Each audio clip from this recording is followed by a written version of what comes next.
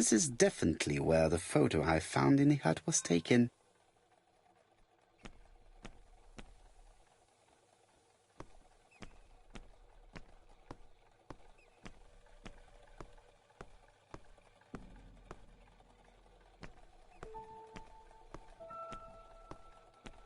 Hastings appears to be ill at ease.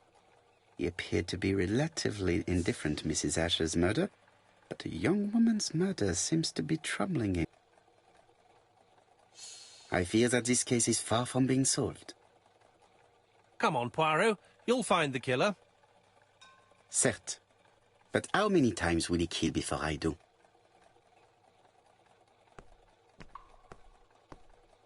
With all these tourists, these shops must be thriving.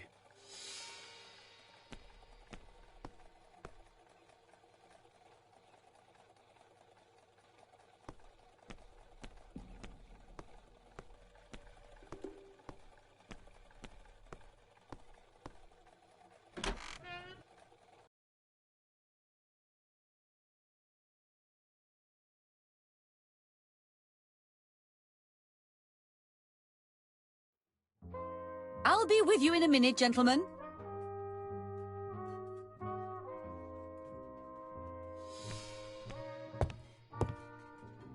Hastings would probably like us to rest here, but the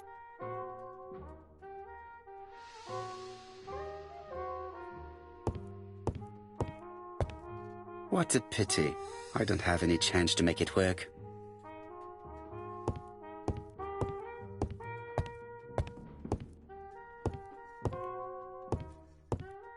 This is a well-laid table.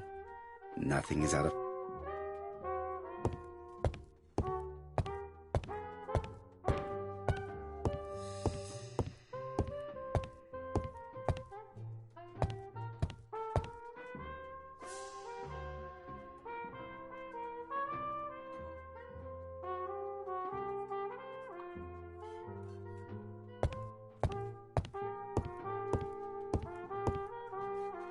A delightful cafe. So this is where... Yes, indeed.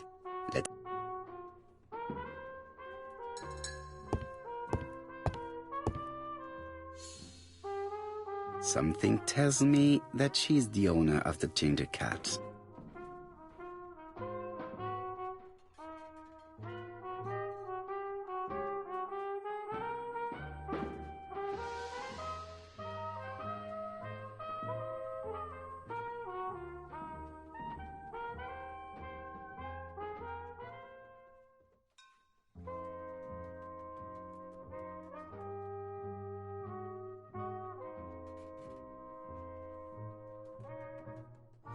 This woman must be the owner of the ginger cat. It looks like something is bothering her. How can I help you? A hot chocolate and a tea for my friend, please. I'll bring it straight away.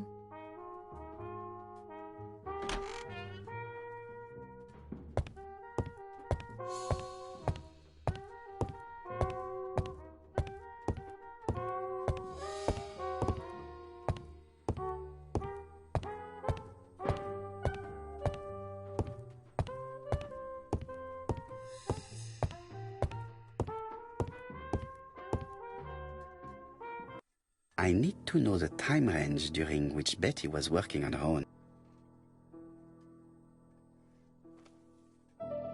These are the different waiting staff's bills. Which ones were written by Betty?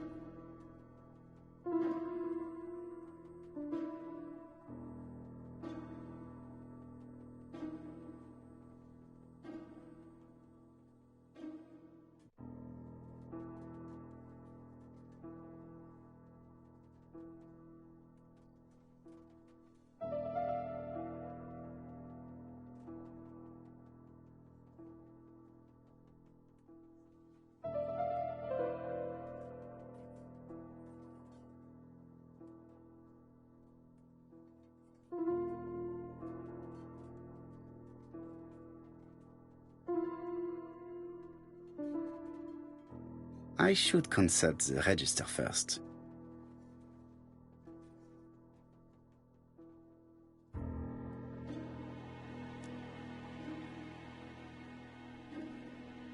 Where is Betty? Betty worked from 11 a.m. to 7:30 p.m. Would she have been alone at any time during her service? Betty worked from 11 a.m. to 7:30 p.m.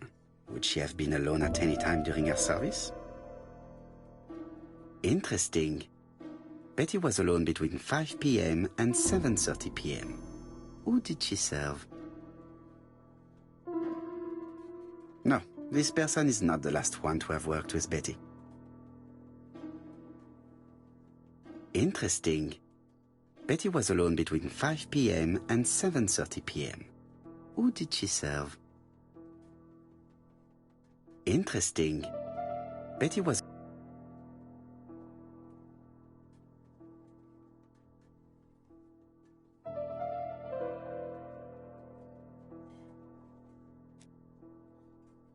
No, this person is not the last one to have worked with Betty. Interesting. Betty was alone between 5...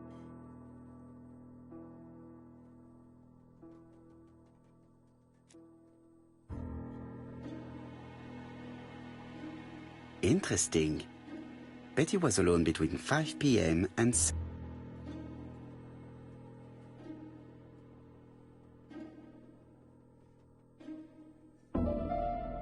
This page won't help me. This page won't help me.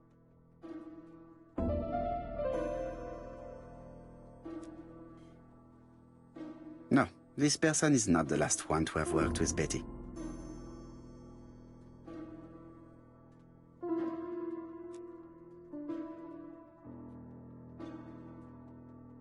Interesting.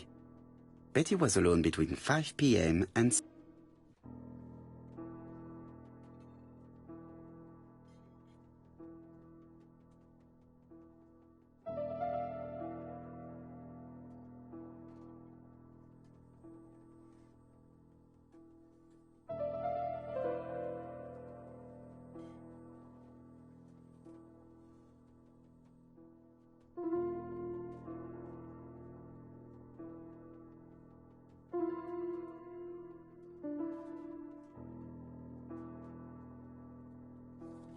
This bill may have been written by Betty. There is probably another one.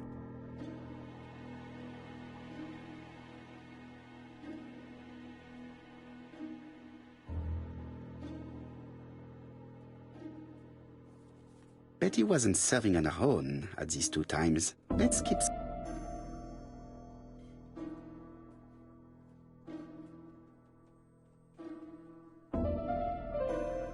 This bill may have been written by Betty. There is probably another one.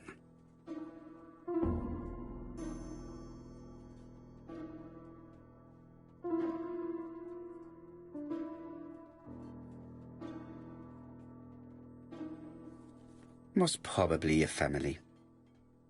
No, something's not right. Betty was alone at just one of these two times.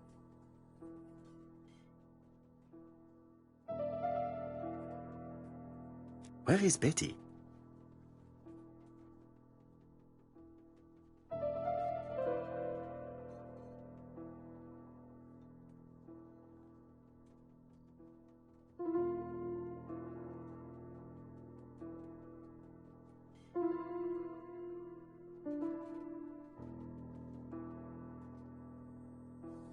Most probably a family.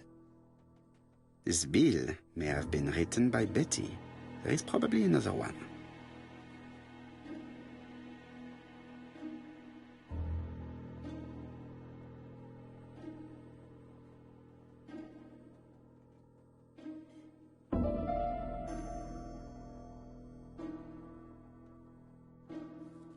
No, something's not right.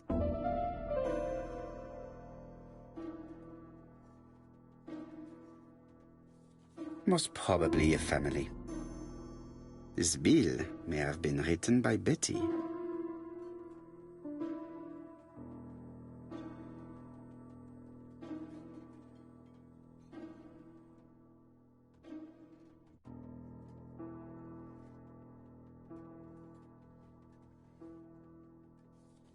No, something's not right. Betty was alone at just one. Maybe I should consult the register.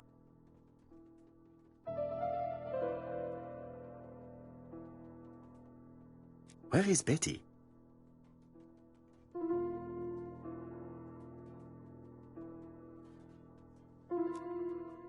Interesting. Betty was alone between 5 p.m.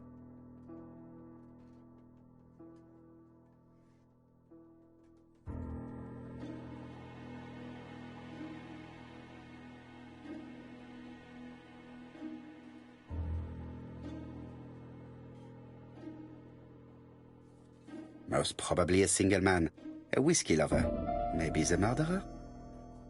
This bill may have been written by Betty. There is probably another one. No, something's not right.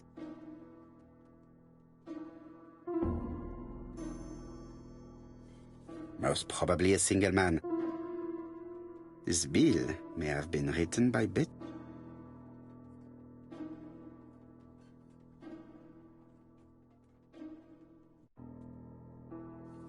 Most probably a family.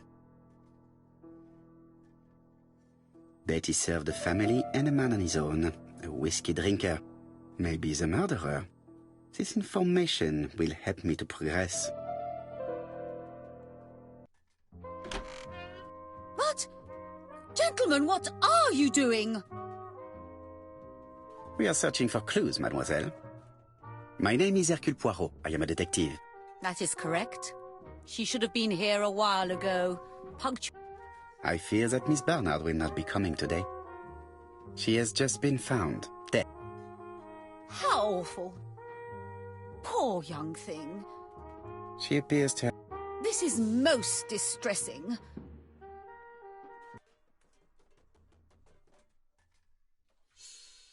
What can you tell us about Miss Barnard? Nothing, absolutely nothing. Miss Barnard was my employee. Her private life was none of my business. You did know at least that she had a young man. Indeed.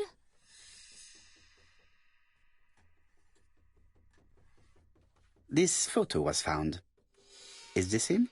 Yes, that's him all right. But I haven't seen him for some time. Do you think there may have been some problems between them? I'm not on those sort of terms with my staff. Now, please excuse me, I have work to do.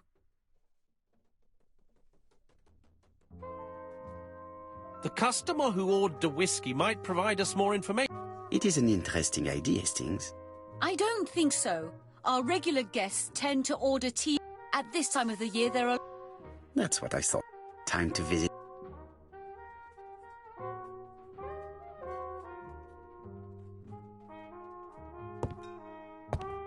I have nothing to add on the subject of Miss Bernard.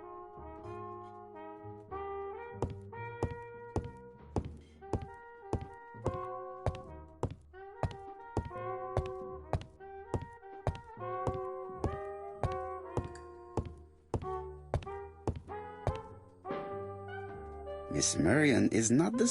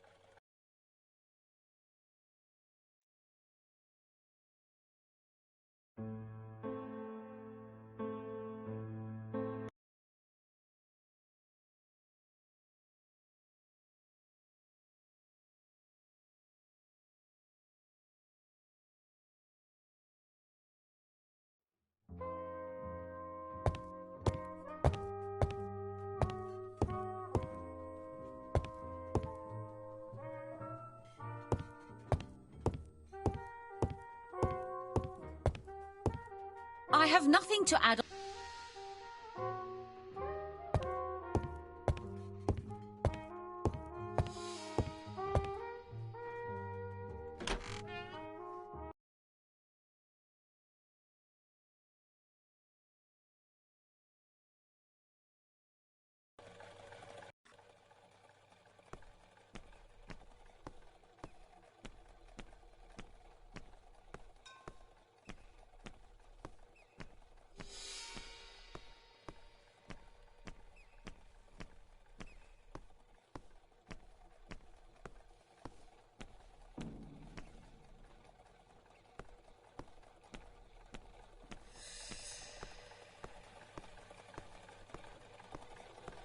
Hastings appears to be ill at ease. I fear that this case is far from being solved. Certes, but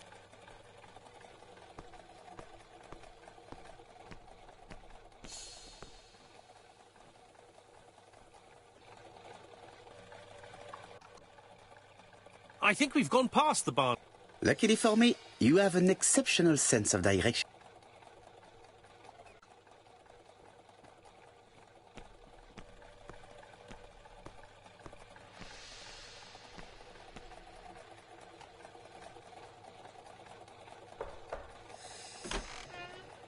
How do you do, mademoiselle?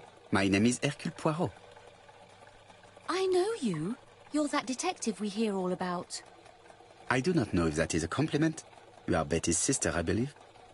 Yes, Can we come in? please do.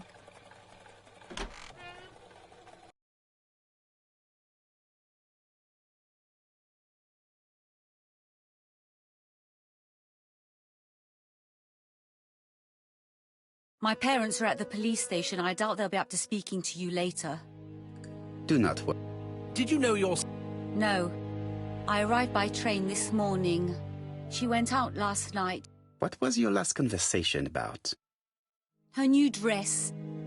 She wanted a pair of black stockings to go with it. Mother brought her a pair. The very day it happened. She was crying. And to think that Betty never even wore them. Poor Mummy.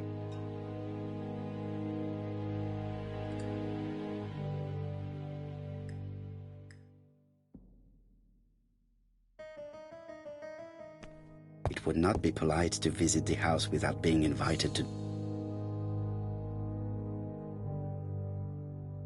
Megan invited me to examine her sister's bedroom. I should take advantage.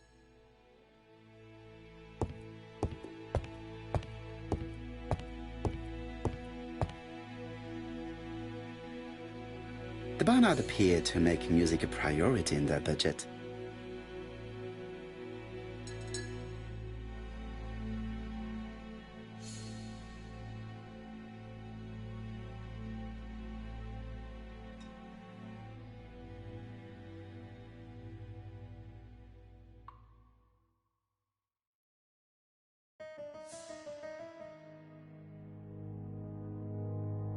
They're all Miss Modest, but the Barnards are definitely music lovers.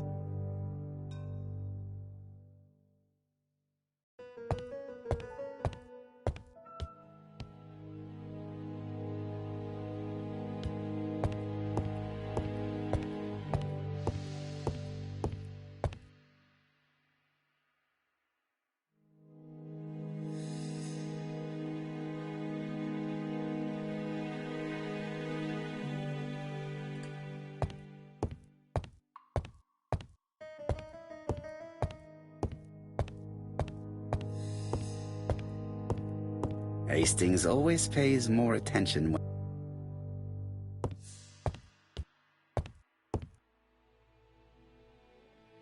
What is she feeling at the moment?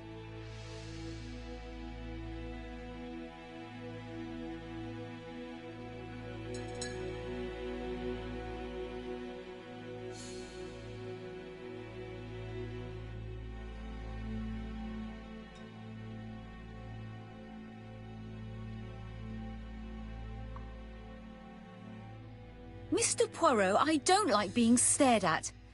If you have something to say, would you please say it to me?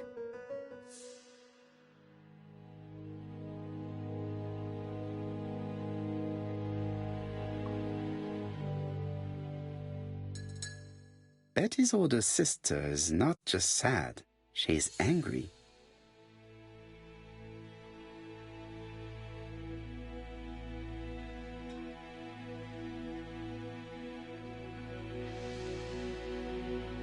Your sister had a fiancé, I believe? Yes, he's called Donald Fraser. A very nice man.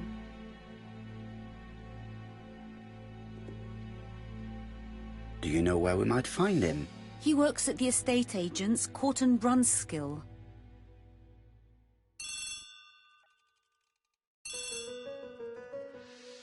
Oh, excuse me, I have to answer that.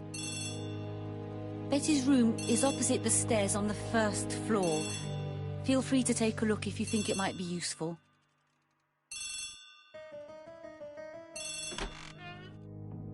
This young woman is far too clever not to have anything else for us. Do you think she's hiding? That is what I'm trying. Surely you... I did not say anything of the sort. But young woman, who knows? Maybe Megan was jealous of her. I see. She may have had her sight, or maybe she was in love. We have to study all scenarios, even... While I try and get Miss Barnard to talk, I would like you to try and find Donald Fraser. Bring him to the Ginger Cat. I would like to talk with him before the Chief Inspector finds him.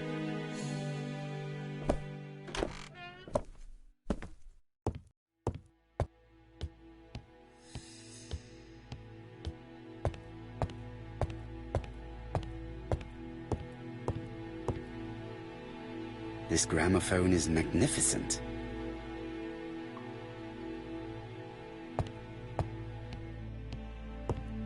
Family photos and files.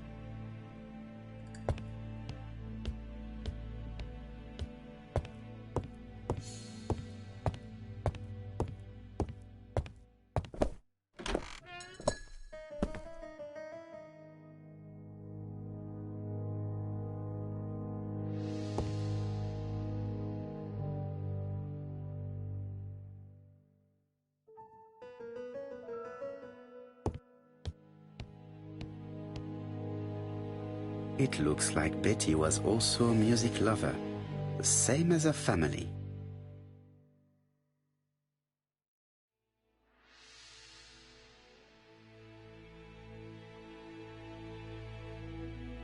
Without a doubt, Betty used to sing.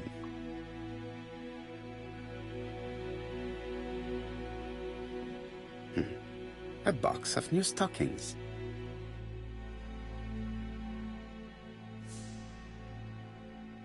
It looks like Betty has a very busy life.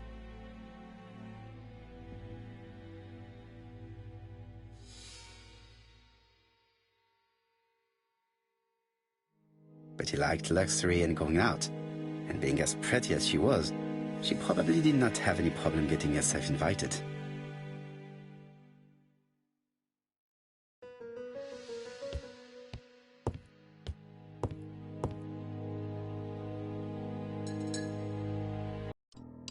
Something on this clock bothers me.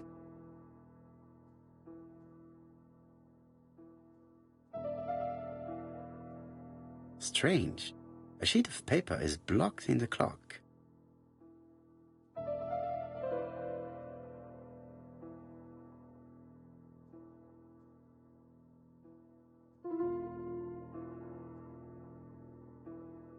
What a strange mechanism.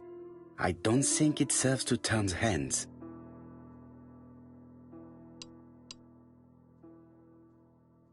The cogs are blocked by these wooden panels.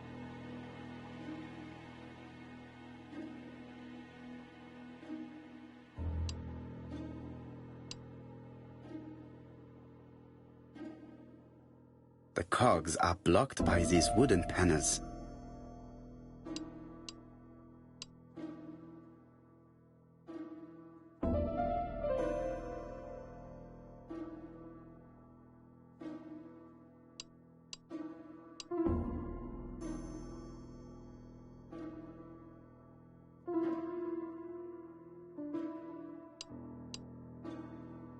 The cogs are blocked by these wood.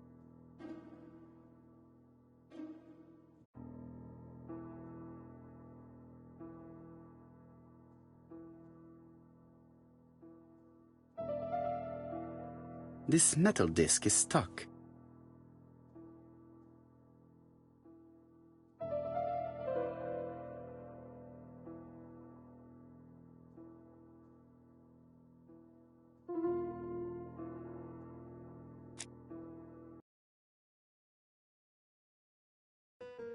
A record sleeve with a handwritten title. Betty must have recorded the demo. I'd be interested to hear it. A record sleeve with a handwritten title. Betty must have recorded the demo. I'd be interested to hear it.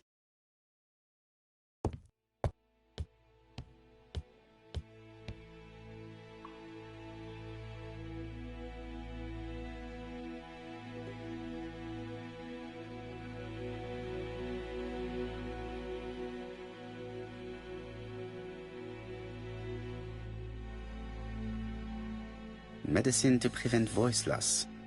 Did Betty have problems with her voice?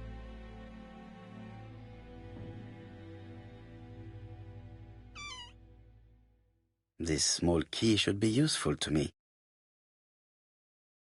I've finished with this subject.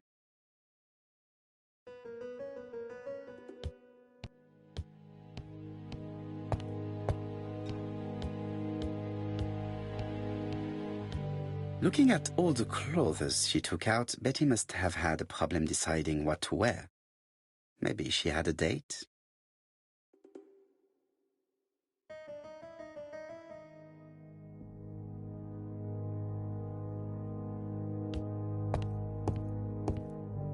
Without a doubt, Betty used to sing.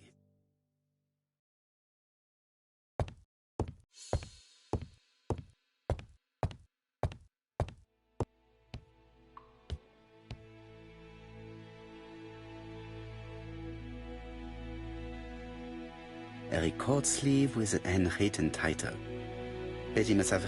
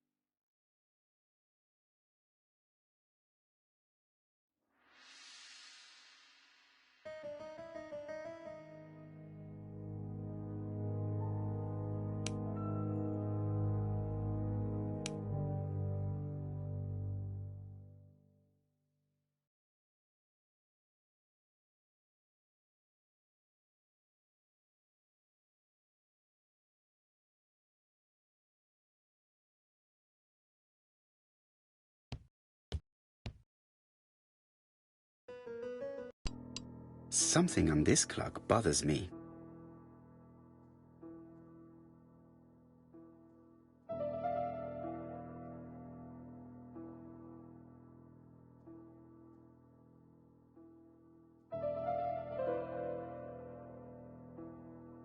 What a strange mechanism.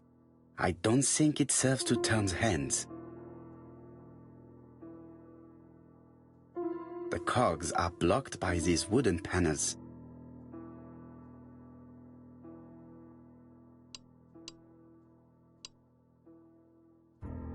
The cogs are blocked by these wooden...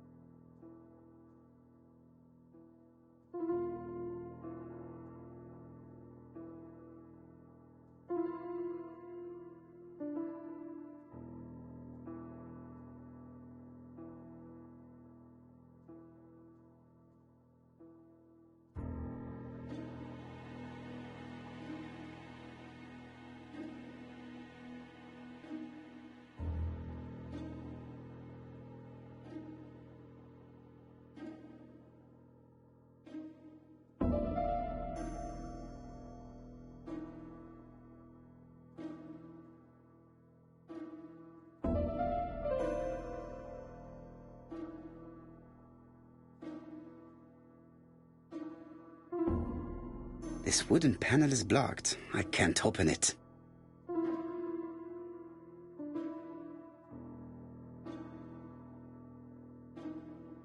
This wooden panel is blocked. I can't open it.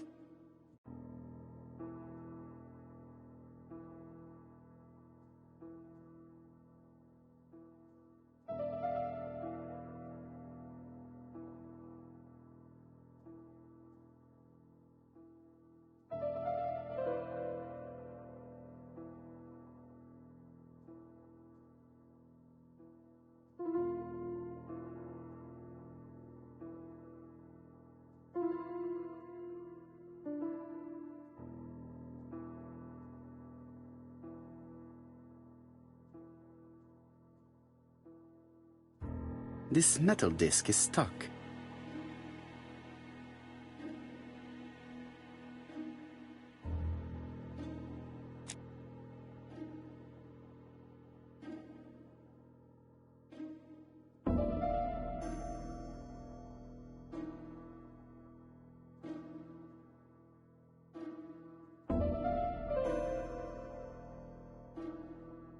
The cogs are blocked by these wooden panels. The cogs are blocked by these wooden panels.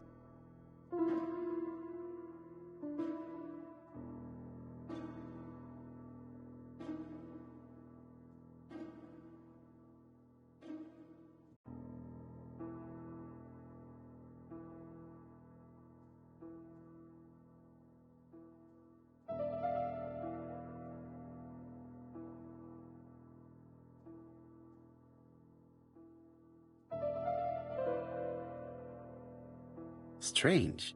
A sheet of paper is blocked in the clock. Strange. A sheet of paper is blocked in the clock.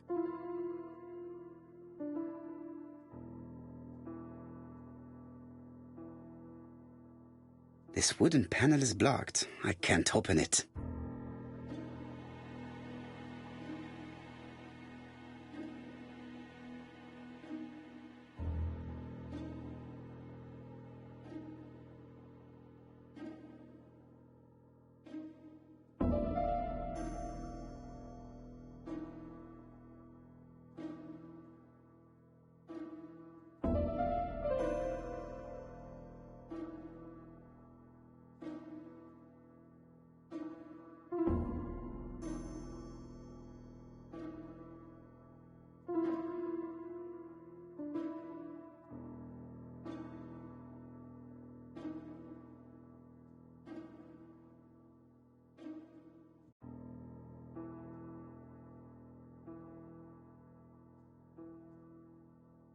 There, that's better.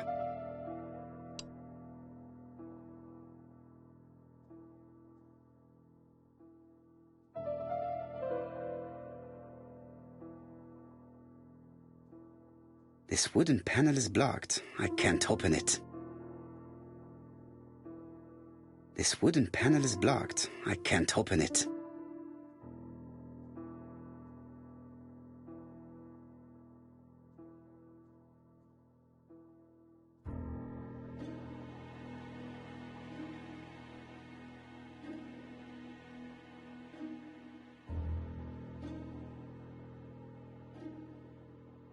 The cogs are blocked by these wooden panels.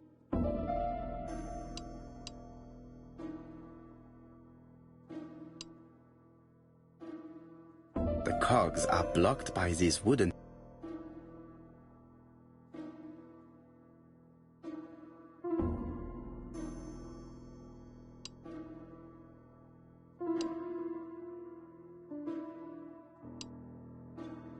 The cogs are blocked by these wooden panels.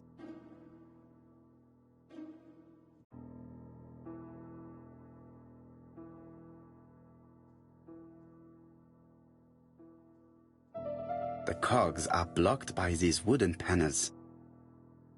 The cogs are blocked by these wooden panels.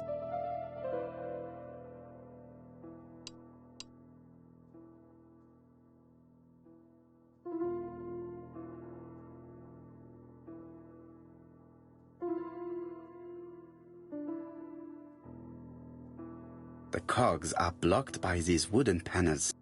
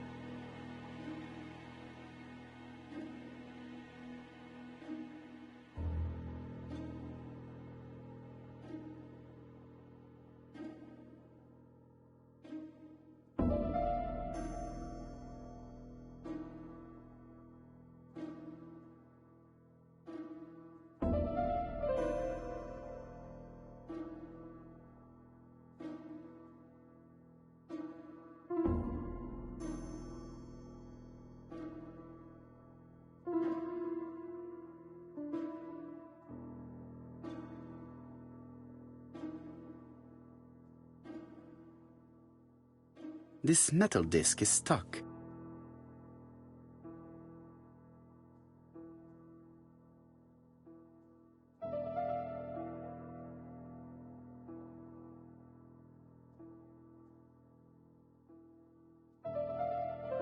This wooden panel is blocked. I can't open it. This wooden panel is blocked. I can't open it. Strange. A sheet of paper is blocked in the clock.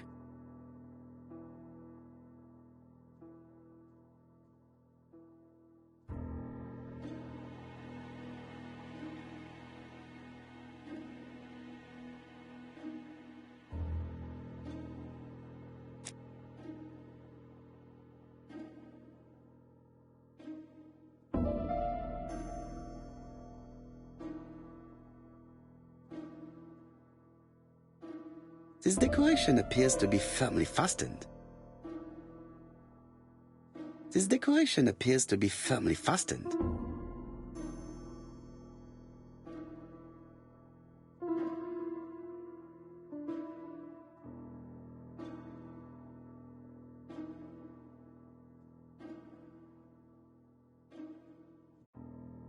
This decoration appears to be firmly fastened.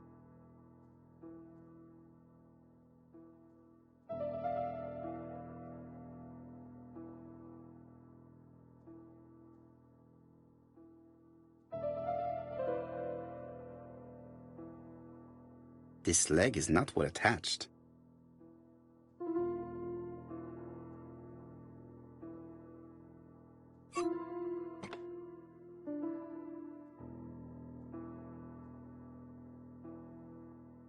This wooden panel is blocked. I can't open it. This wooden panel is blocked. I can't open it.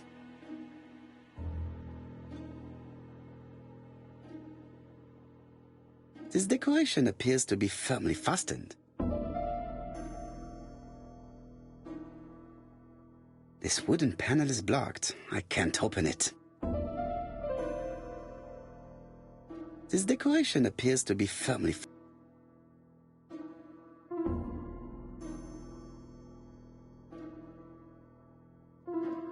This decoration appears to be firmly fastened.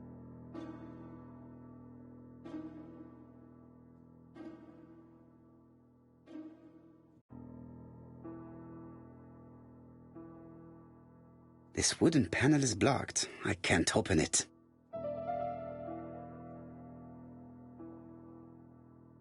This metal disc is stuck.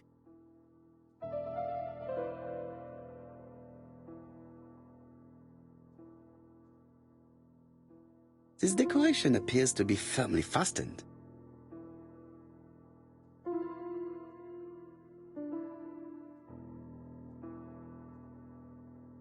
This decoration appears to be firmly fastened.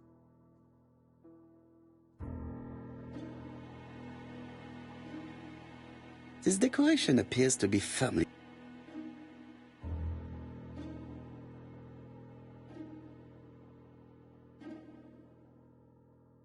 This decoration appears to be firmly fastened.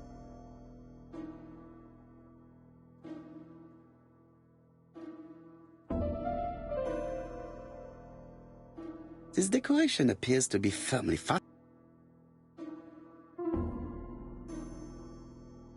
This wooden panel is blocked. I can't open it.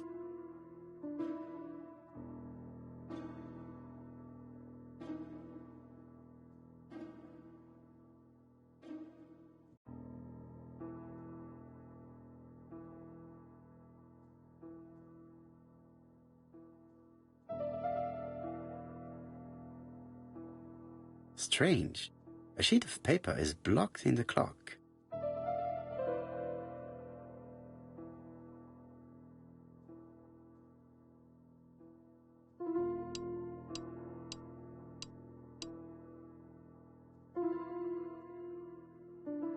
The cogs are blocked by these wooden panels.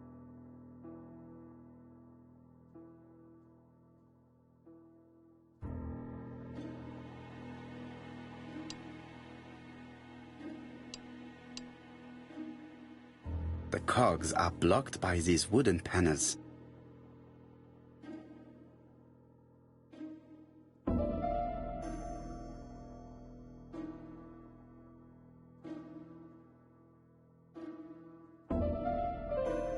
Strange. A sheet of paper is blocked.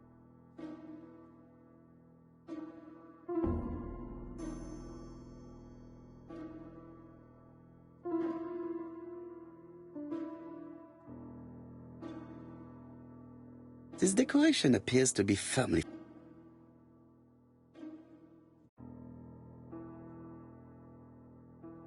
This decoration appears to be.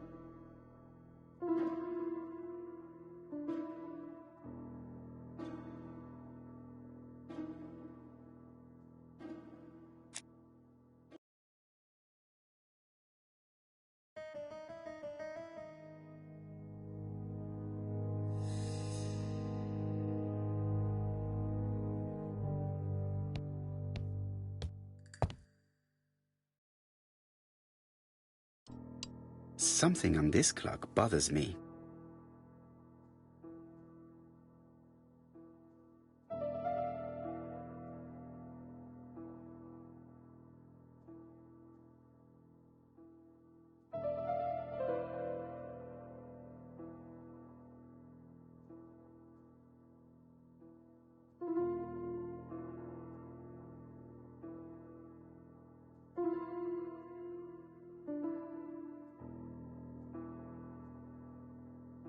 There, that's better.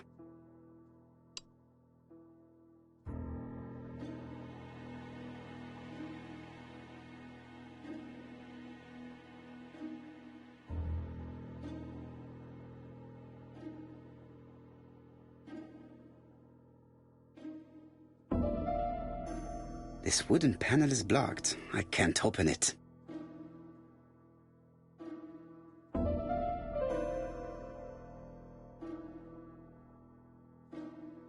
This leg is not well attached. This leg is not well attached. This leg is not well attached.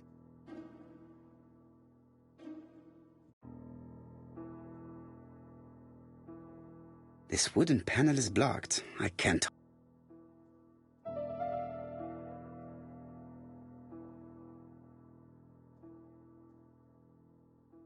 What a strange mechanism. I don't think it serves to turn the hands.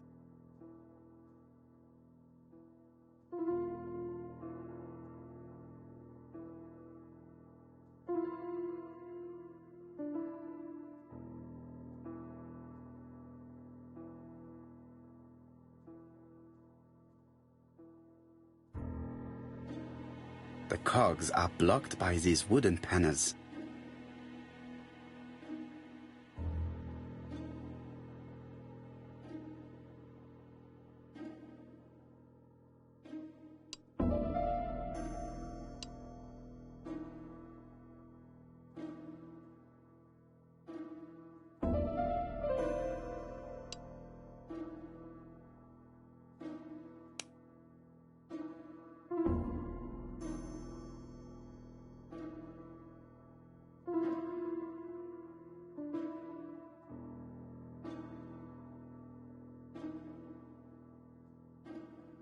This leg is not well attached.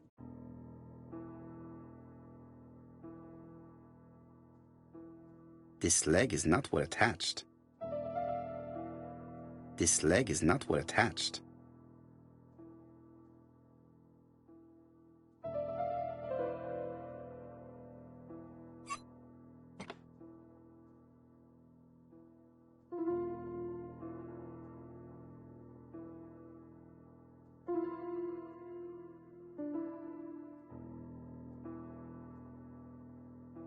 This wooden panel is blocked. I can't open it.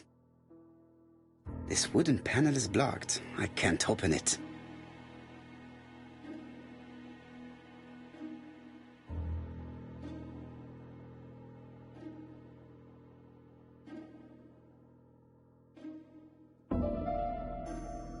This wooden panel is blocked. I can't open it.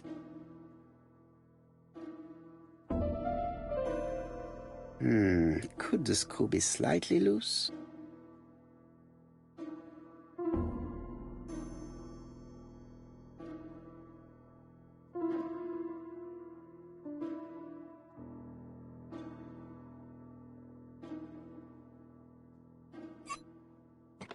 Good. It should be possible to open the wooden panel. Look, a key. This could be useful.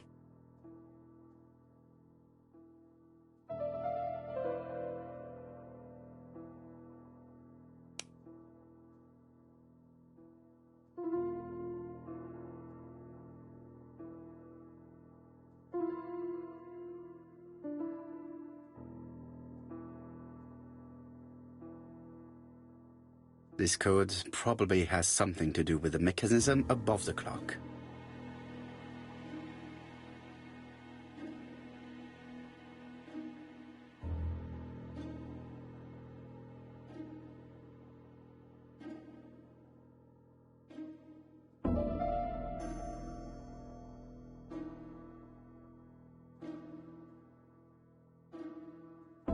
This code probably has something to do.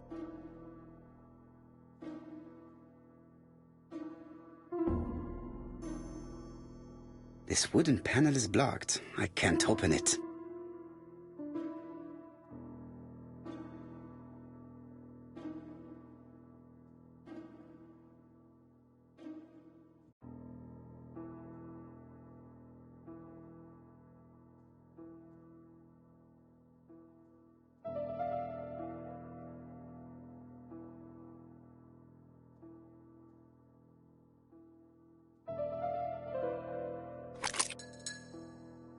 The central cog is blocked.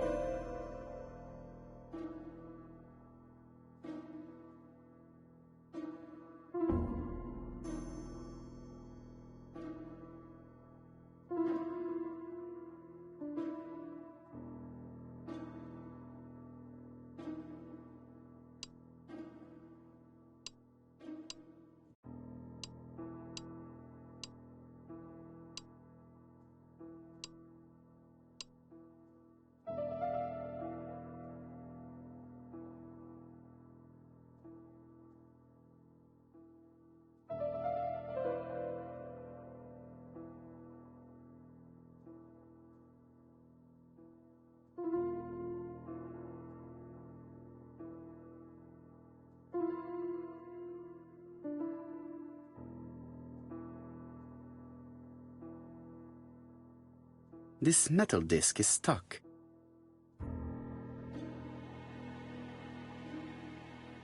This metal disc is stuck.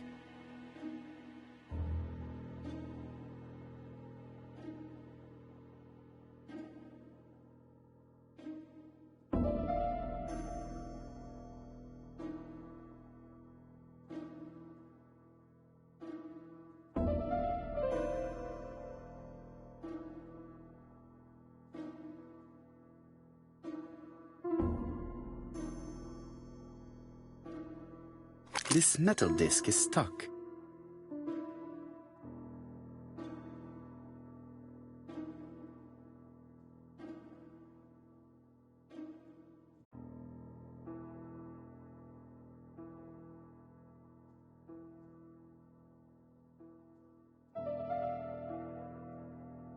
This code probably has something to do with the mechanism above the clock.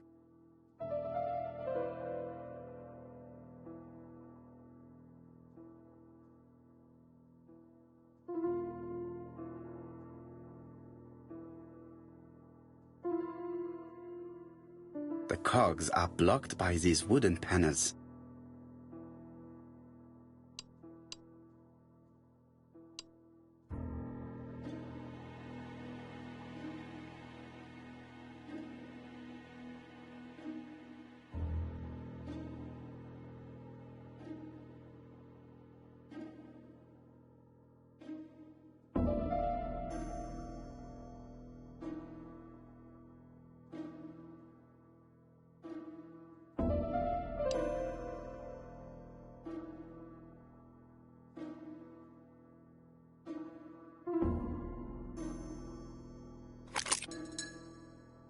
The central cog is blocked.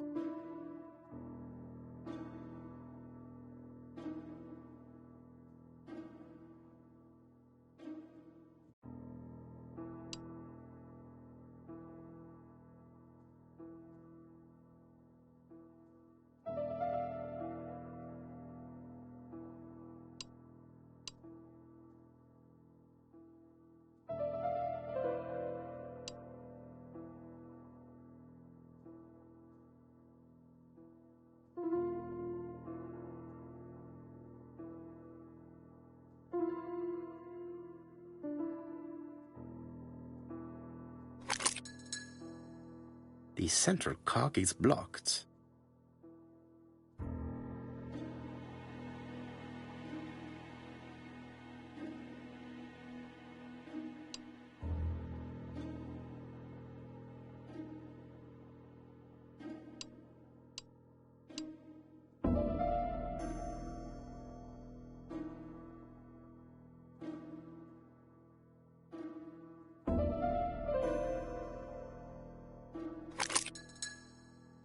The central cog is blocked.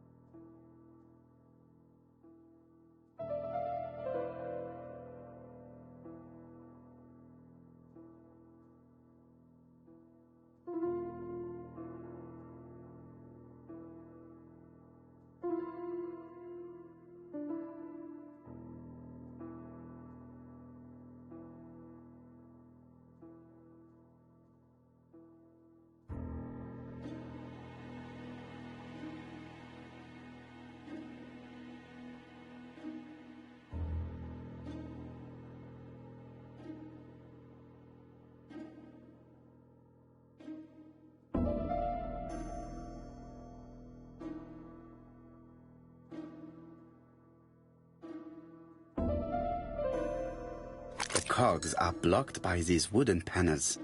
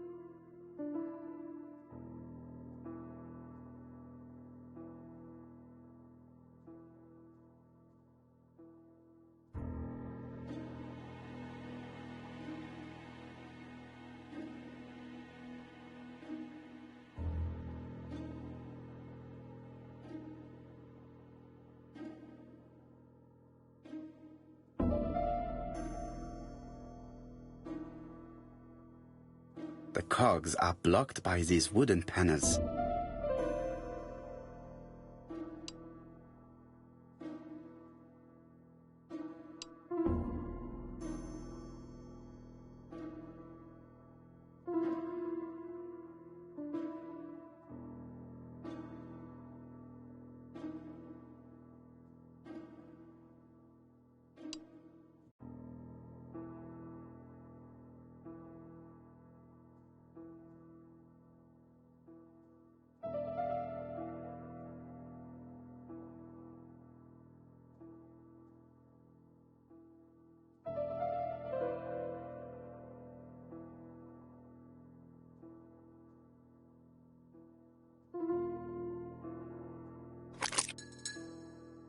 The central cog is blocked.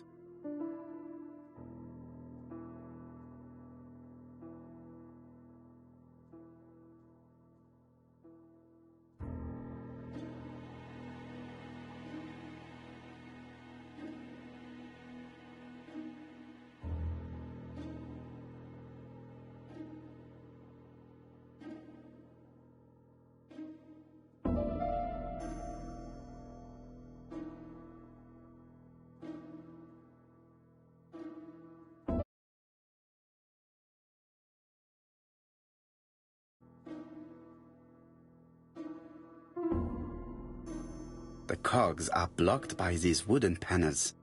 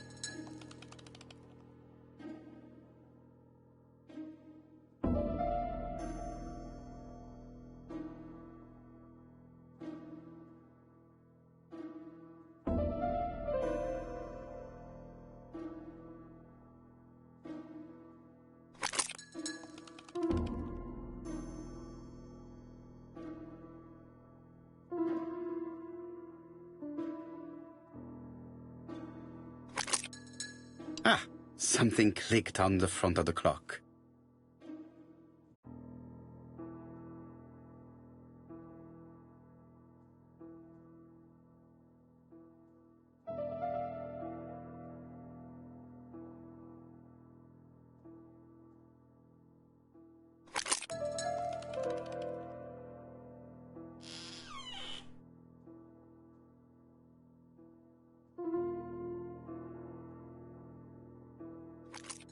This could be useful.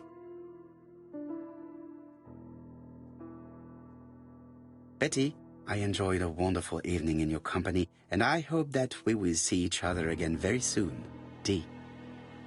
My dearest Betty, I know that your art is already spoken for, but you are the most beautiful dancer I have ever had the pleasure of meeting, and I am impatient to see you again.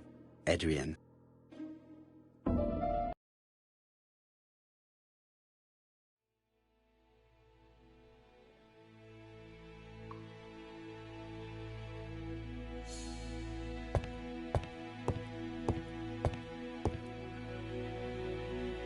Betty, I enjoyed a My dearest Betty, I...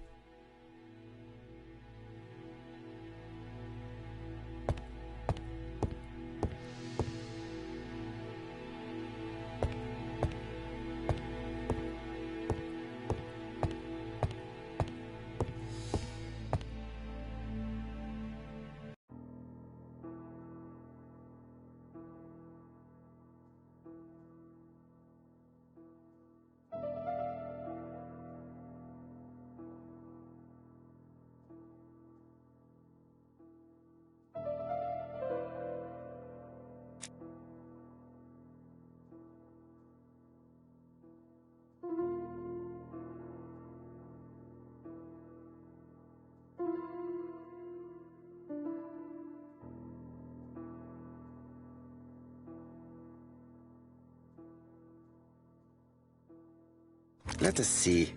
What is this cupboard hiding?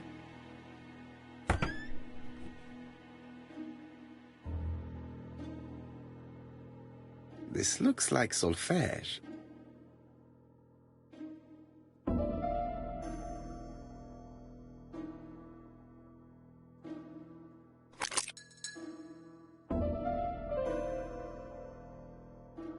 This looks like solfège.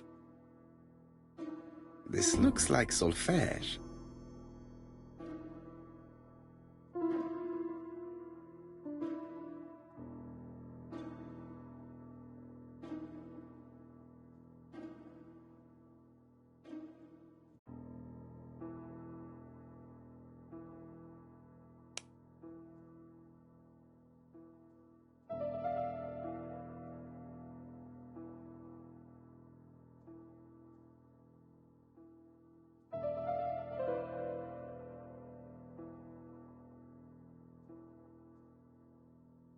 That doesn't work.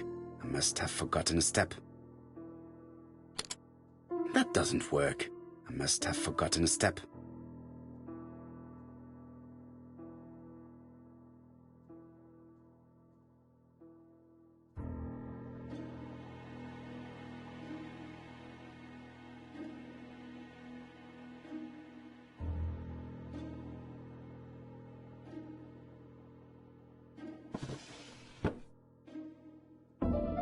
First of all, I have to take the ender. First of all, I have to take the ender.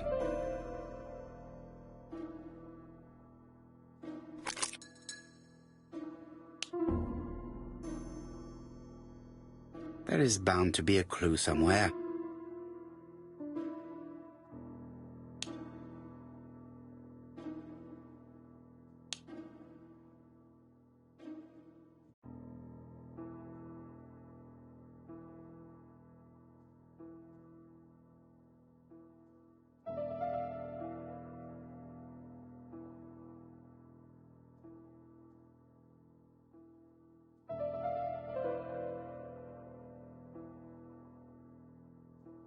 I cannot open it. It looks like...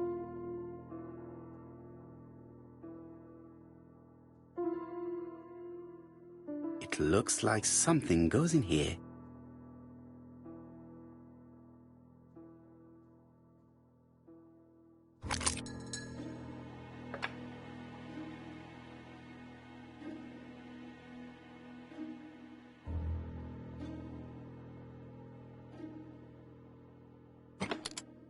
That doesn't work. I must have forgotten.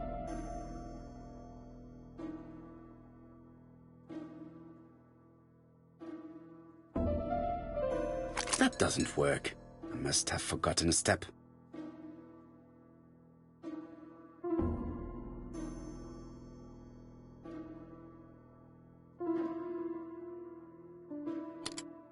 That doesn't work. I must have forgotten a step.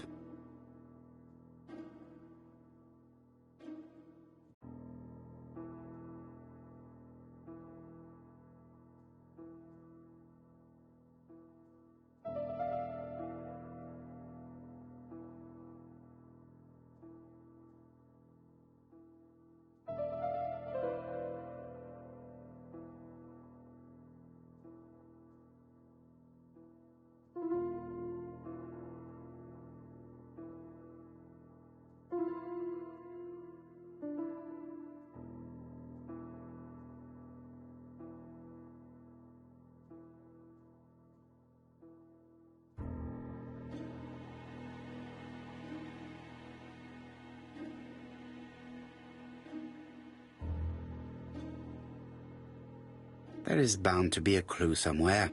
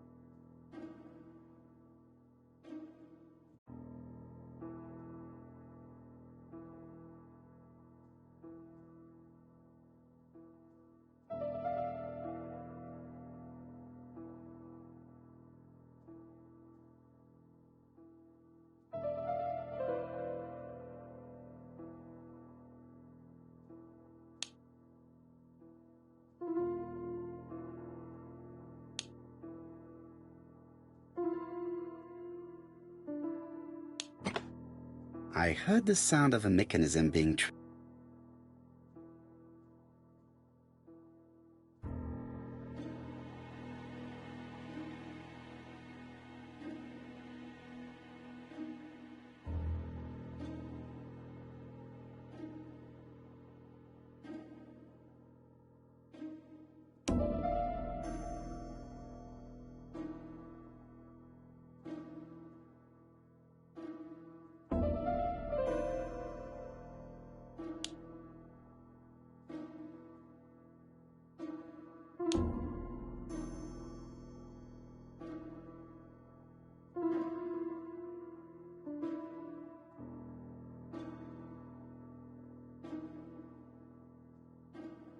I just have to put the record on the gramophone and start it.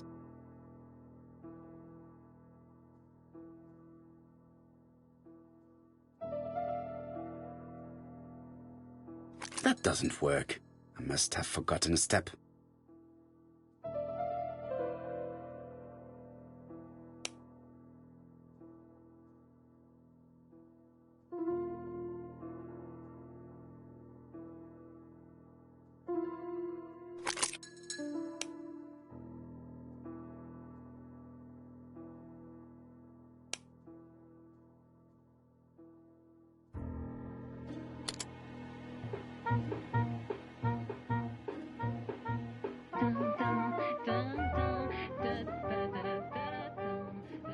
Oh, Donald!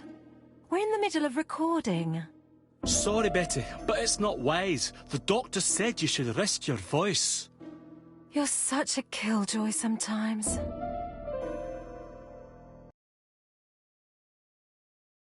Betty was such a good singer. It's true. Did she have any problem with her throat? Yes, she had to be careful with her voice. Of course, she didn't follow the doctor's advice. If Don didn't insist, she... Well, it's too late for all that now.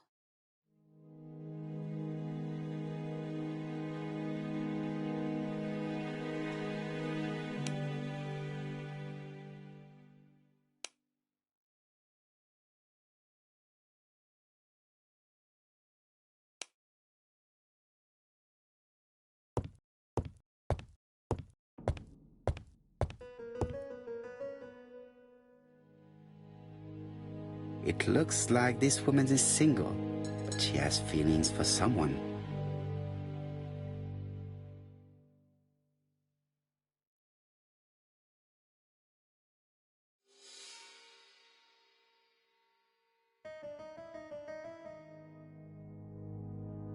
She is looking so intensely at this photo. But is it really a sister that she's studying in this manner?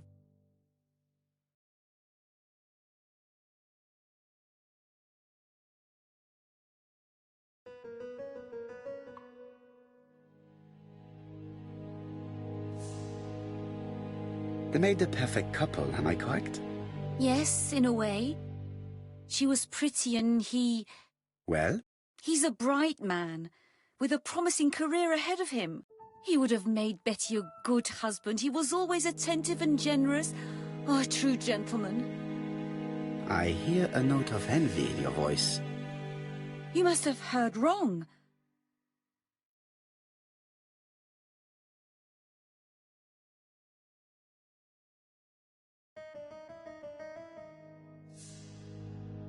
Donald appeared to be very much in love with your sister. Yes, he was mad about her. Mad, you say? Being madly in love can often be destructive, and Mr. Fraser was known for being jealous, I believe. No more than average. Men are always slightly possessive, especially when they are with a pretty woman. I am not your enemy, Mademoiselle Bernard. And you are not my friend either, Mr. Poirot, sir. Yes, but your lies are not helping Mr. Fraser, or you, for that matter.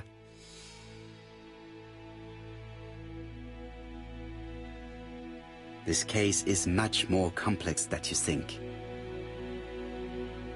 It would appear that your sister's murder is the second in a series that we have to stop as quickly as possible. The first was in Andover, and the same as your sister, The murderer sent me a letter informing me that a crime would be committed in that town.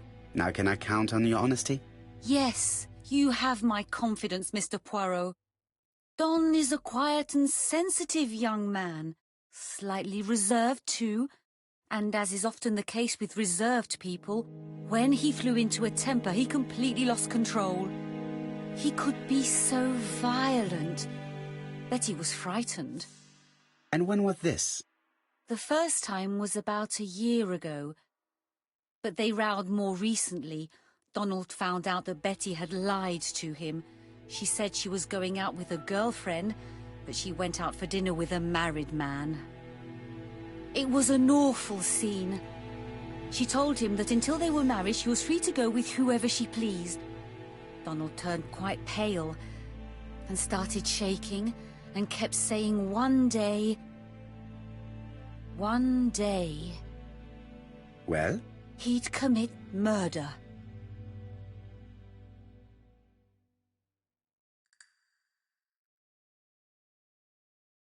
Do you think that is what happened? No, Mr. Poirot, I don't believe that. You yourself said he may be a recidivist madman. Don loved Betty with all his heart. Very good, Mademoiselle Barnard. Thank you for your help.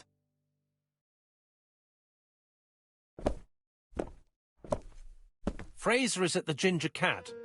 The police haven't spoken to him, but they want to. Très bien, Hastings. Let's see. Au revoir, mademoiselle. My deepest condolences to your parents. Of course, Mr. Poirot. And don't be too hard on Don. He's more fragile. If you say so. Let us now try and get our brain cells to work.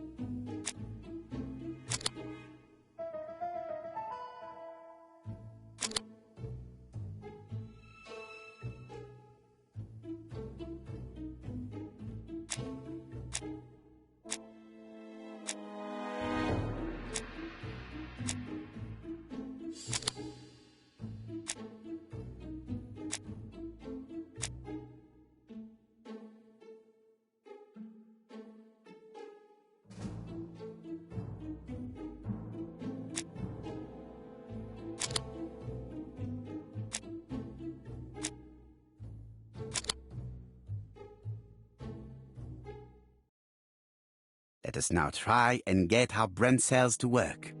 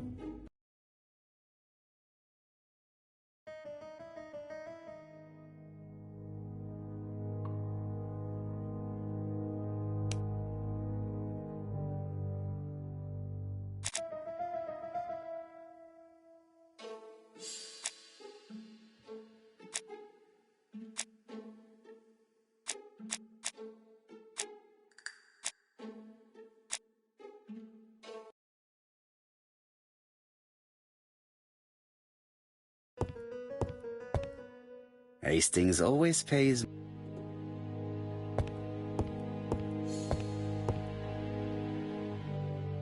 Mr. Poirot, I don't like being stared at. If you have something to say, would you please say it to me? Their home is modest, but the Barnards are definitely music lovers.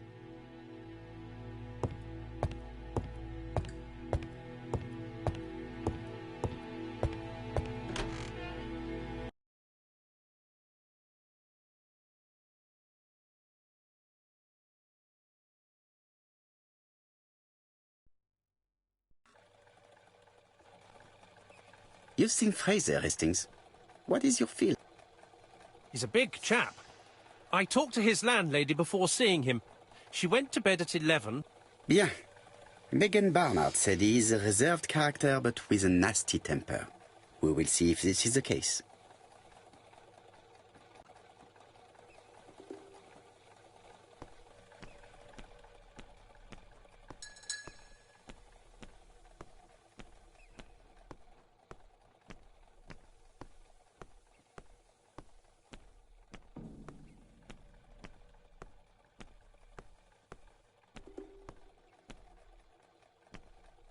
This is definitely where the photo I found in the hut was taken.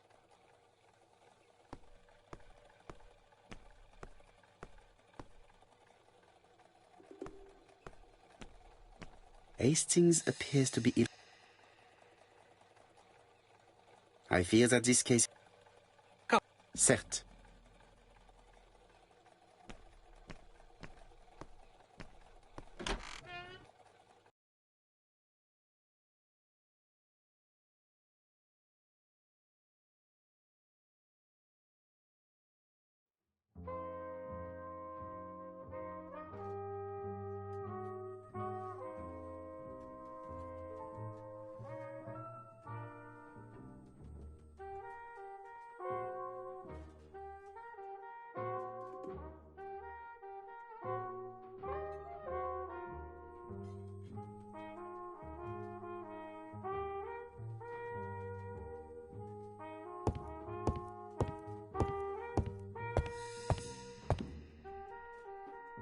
I don't want this young man here.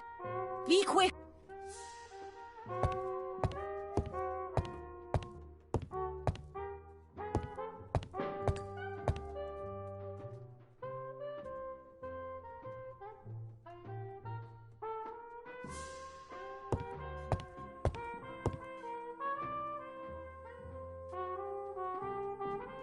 How do you do, Mr. Fraser? You Hercule Poirot. Mr. Hastings said you wanted... Yes.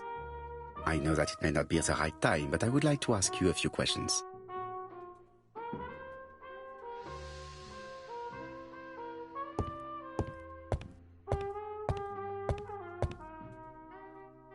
This man looks suspicious.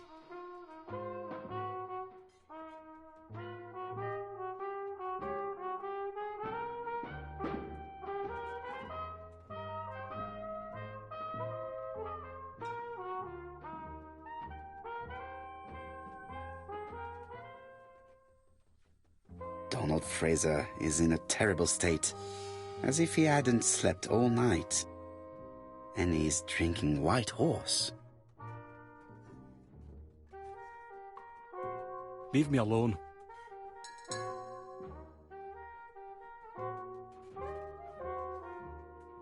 Tell me that it's a mistake. That... Sadly, you... Oh, Betty, if only you'd listened.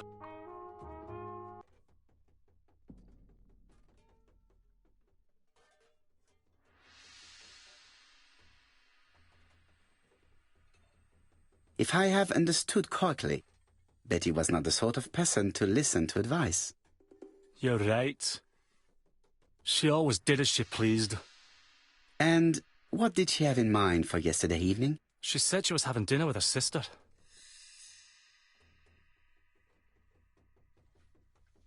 And you believed her? And why not, sir? She was my fiancée. That did not stop her from lying to you before. Betty was not a bad girl, but she did like to take advantage of her success with men. How dare you sully her memory?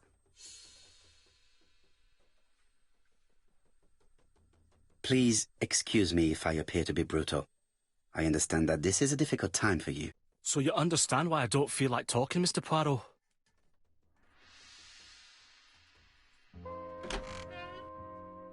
Ah, I knew I'd find... I thought the... Yes? Let us now try and get our brain cells to work.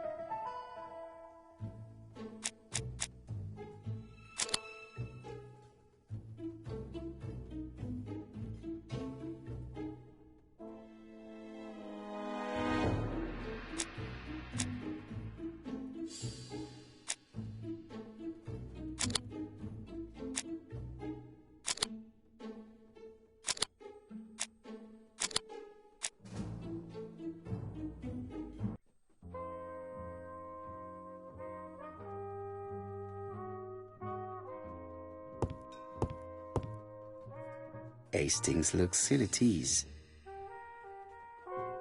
Hastings is bound to take...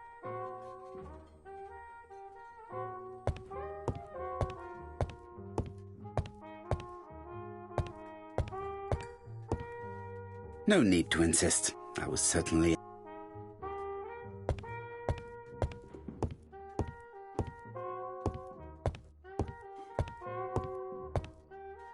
I don't want this young man here.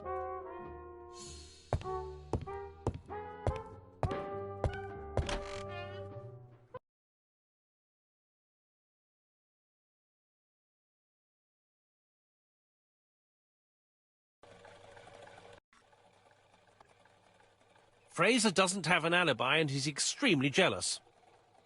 You are very skilled at such... And yet you haven't asked Japp to arrest... It is too soon. But I agree. Without the letters announcing the crimes, Fraser would already be behind bars. I can't imagine how the murderer wasn't seen there. Let us try and imagine.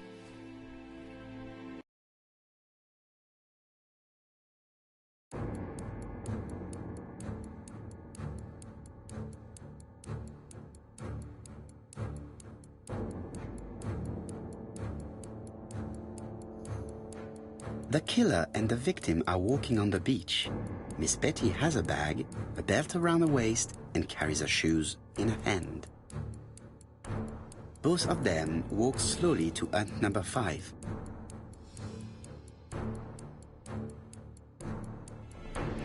Both of them walk slowly to hut number 6.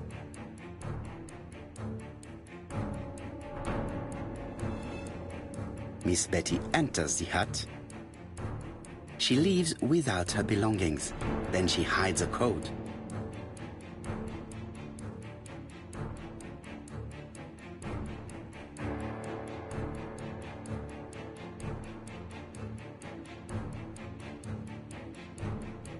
The killer tries to remove his victim's belt. She panics and tries to stop him. She runs away, pursued by her assailant. No, there is no sign of a chase. Things must have happened differently. Let us think again, mon cher.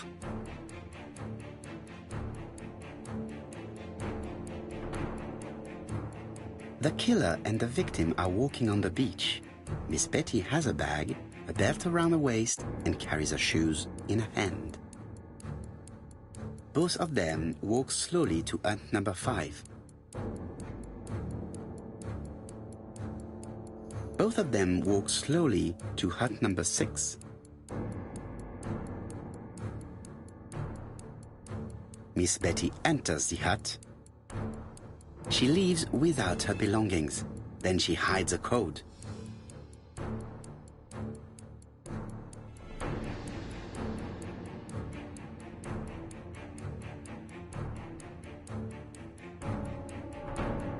They keep walking. Then she removes her belt. The murderer moves behind her and then attacks her by surprise. The body falls, lifeless, on the sand.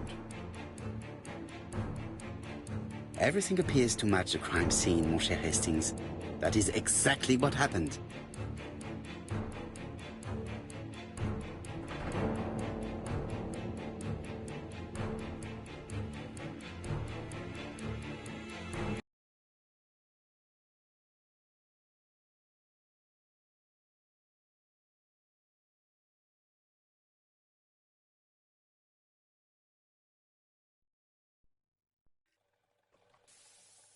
Without the ABC, we might have suspected Mr. Asher and Mr. Fraser.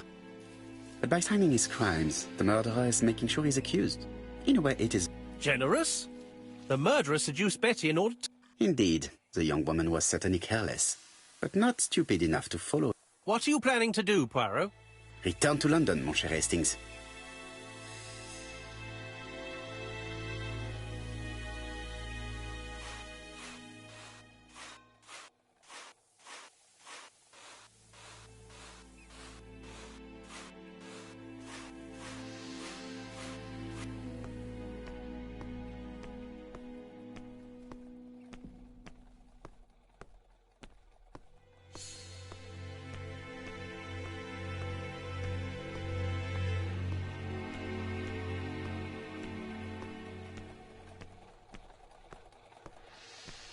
Right, back to London. There is...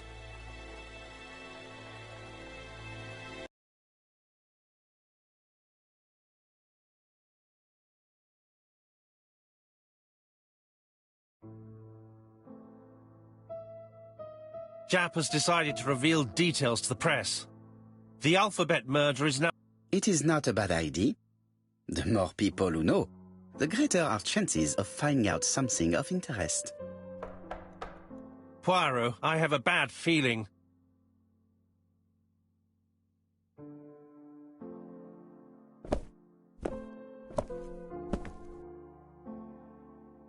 Poor Mr. Poirot, not so good at these little criminal matters as you thought yourself, are you? Rather past your prime, perhaps. Let us see if you can do any better this time. This time, it's an easy one. Churston... Good hunting. Did you hear that, Poirot? The murderer seems to be taking... He will strike on 30th in Churston. By the way, Hastings, what day is it? Well, looking at the calendar, it's the 30th. No time to lose. We must prepare our suitcases for Churston. Mon Dieu, it is already 10 o'clock. I will call Scotland Yard immediately.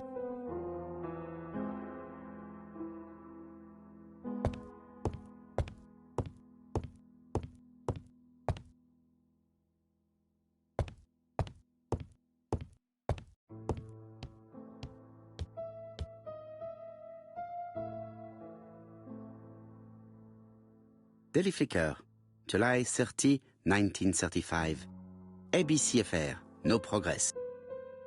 In this issue, we are publishing Daily Flicker, July...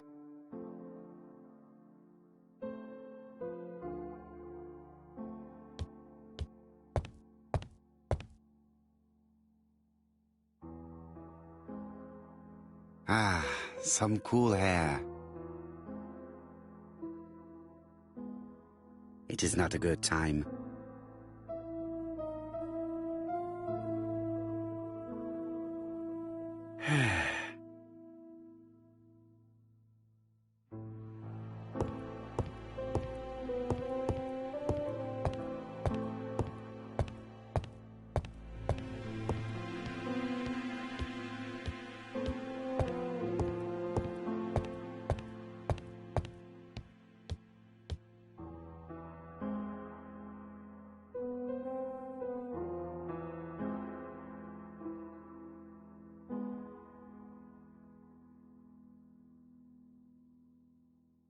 Bexillancy, Sussex, population 20...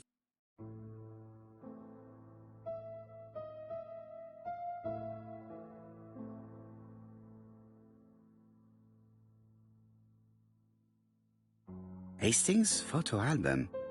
He is very proud of his bag.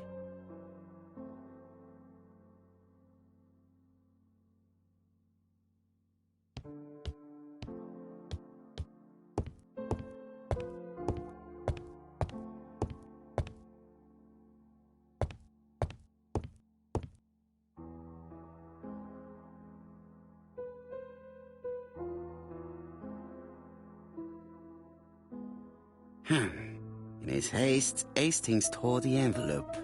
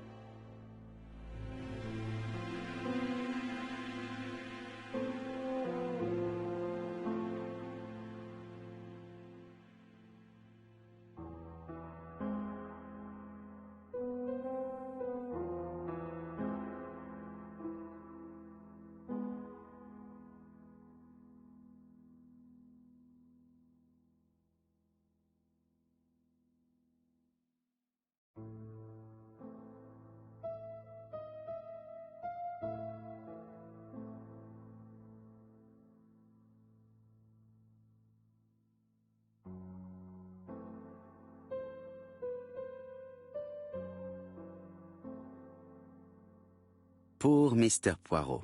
Not so good at these little criminal matters as you thought yourself, are you?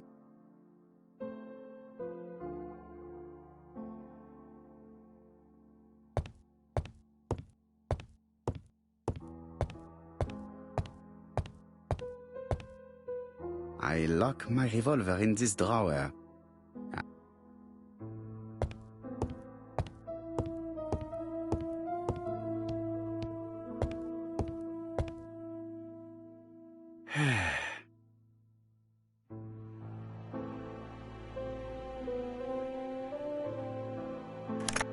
Hello, chap. We received a new letter from ABC in the 10 o'clock post. Where and when? In Cheston. Today. Today? I'll inform the population immediately. I'll check the train times. Call me back.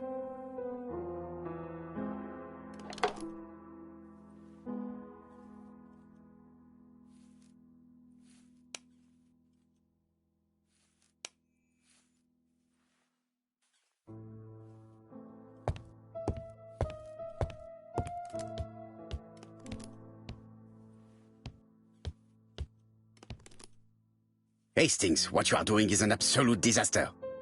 Heavens, we must hurry. We have to... Hastings' order and method are always necessary, regardless of the circumstances. Okay, okay. I'll let you pack them. All the same, it really is a disgrace to leave your belongings in such a mess.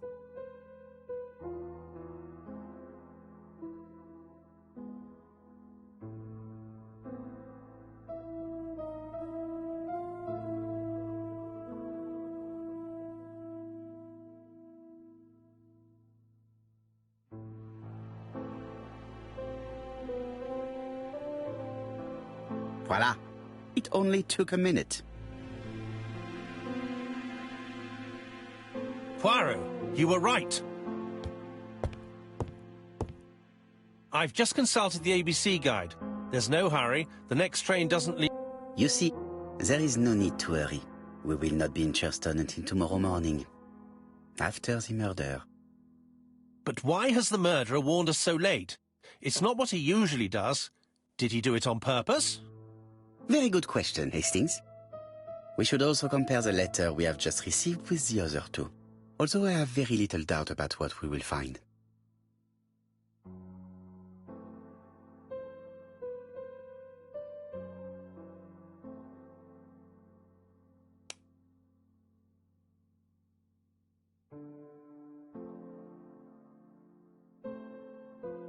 Poor Mr. Poirot. Not so good.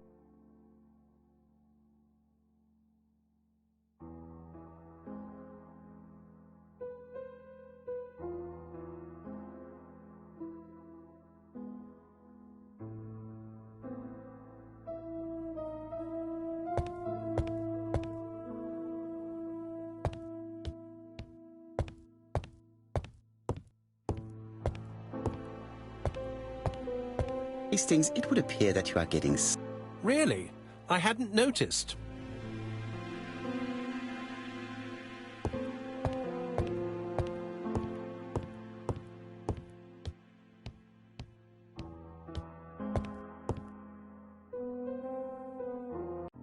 Right, let us compare this new letter with the second one.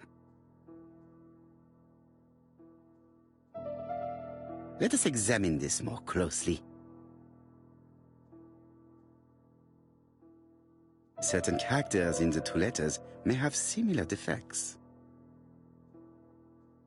Yes, this I is weird.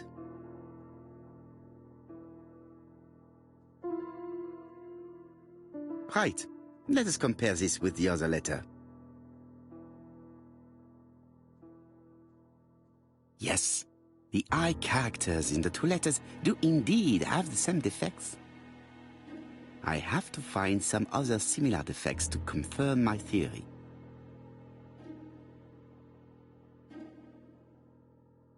Yes, the A appears to be quite unusual.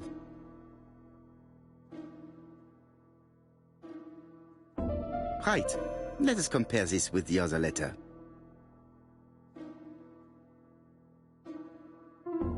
That's right. The A characters in the two letters do indeed have the same defects. I have to find some other similar defects to confirm my theory.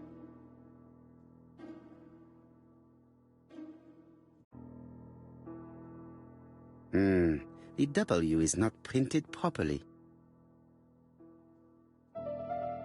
Right, let us compare this with the other letter.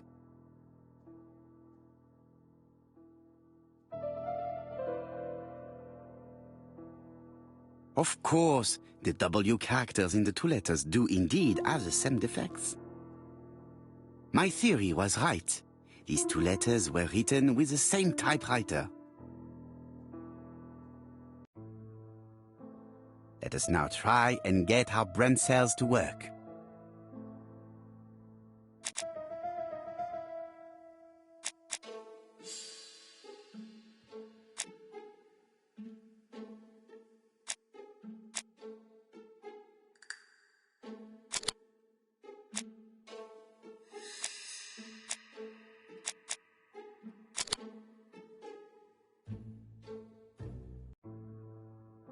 The letter should have arrived in time. The postmark shows that it was sent 3 days ago. However, our man made a mistake in the address, which explains the delay. All the same, the post office took their time correcting the error. Come on, Poirot. Your address is not quite as well known as that of Scotland Yard. Poirot, the telephone. It must be...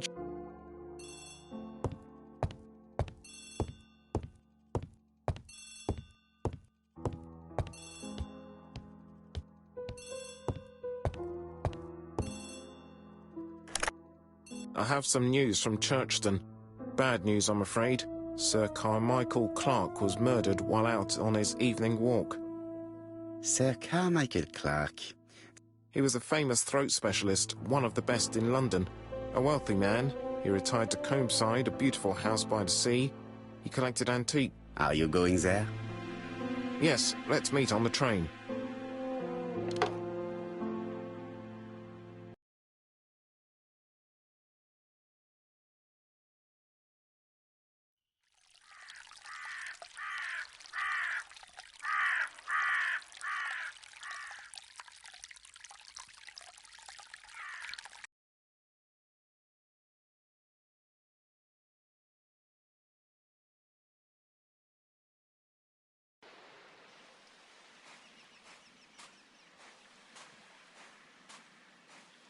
The victim is called Sir... It appears that... A mistake? And what if he did it... No, no. You go, my friends. I will...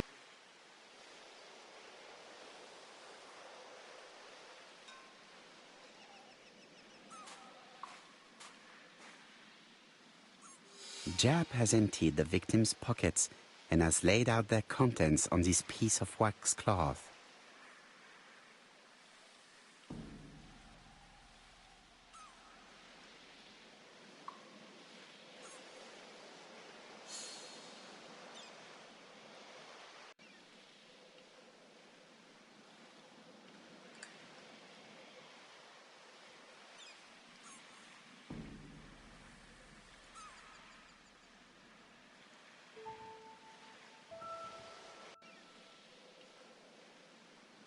A signet ring, very probably with the Clark family's coat of arms.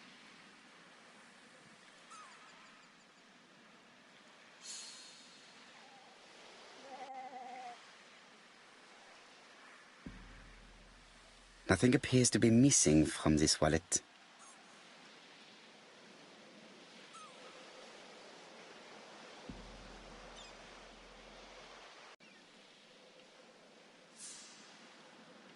An oriental dragon. It's an old piece, much older than the pocket watch on which it was fastened.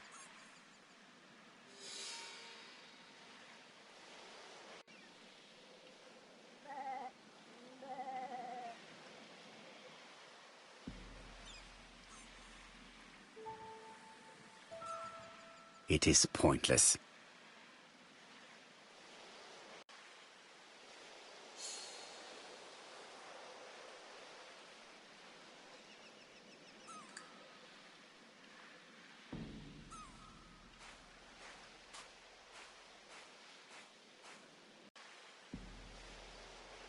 This place is very calming.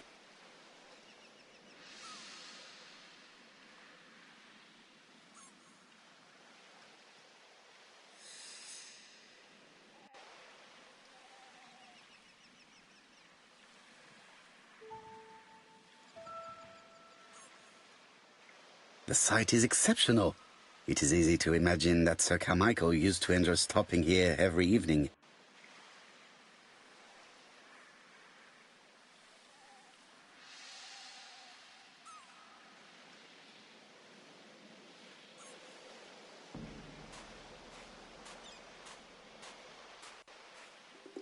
The body is just in front of a bush, one of the only bushes in the surrounding area. The vegetation behind the bush has been trampled.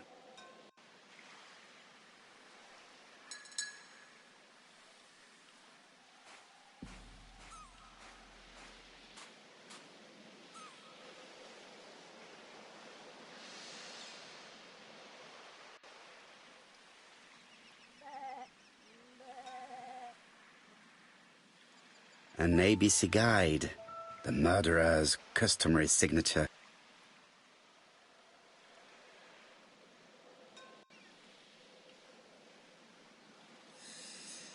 The gravel on the path has been sprayed with blood that covers a conical-shaped area, which starts at the body and becomes wider as it moves further from the bush.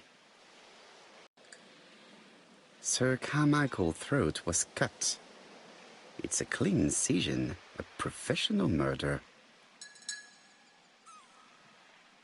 The gravel on the path has been sprayed.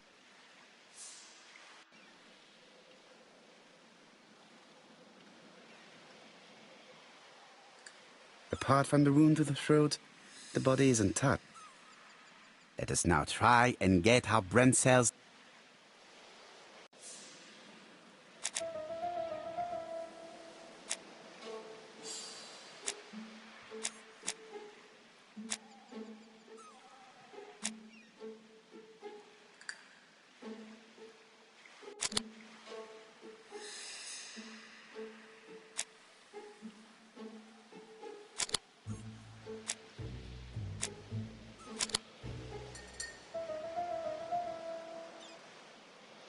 Sir Carmichael had his back to the bush when the killer cut the throat from. Let us now try and get our brain cells to work.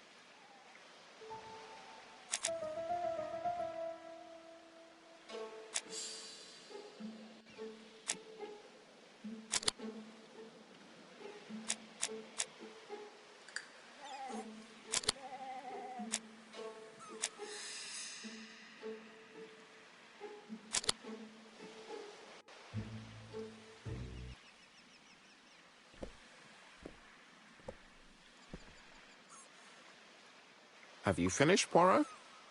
Chief Inspector, many questions remain.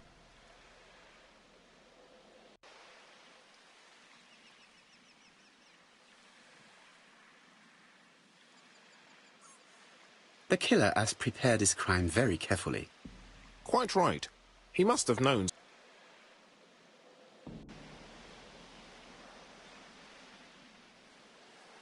The murderer struck with terrible savagery.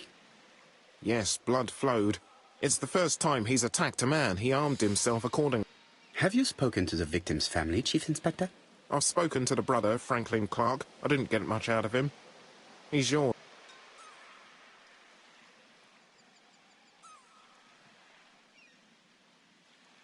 I had better go up to Campside.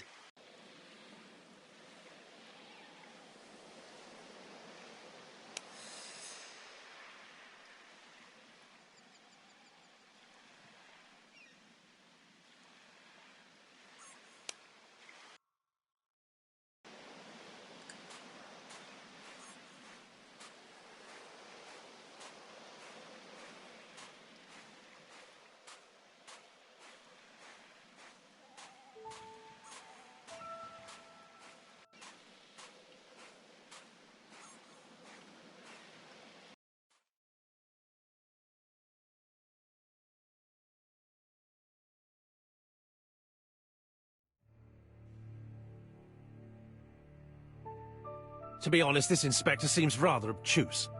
I'm counting on your friend Poirot to catch my brother's murderer. Ah, here he is now. Please, Mr. Poirot.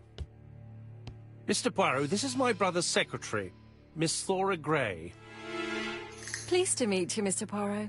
Would you like some tea? No, thank you, mademoiselle. I find it hard to digest.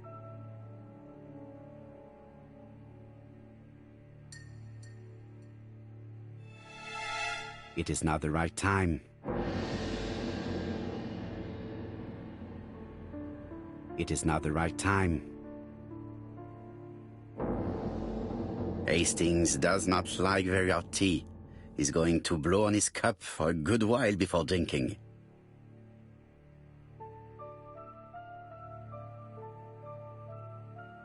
There is something very viril about him.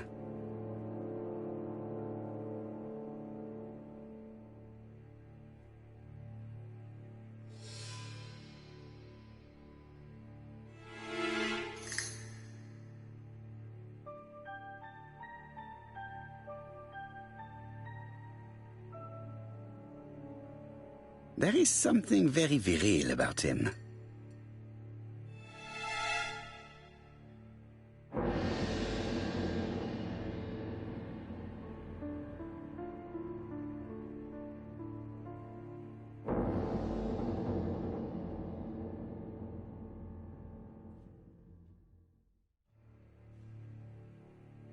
There is something very viril about him.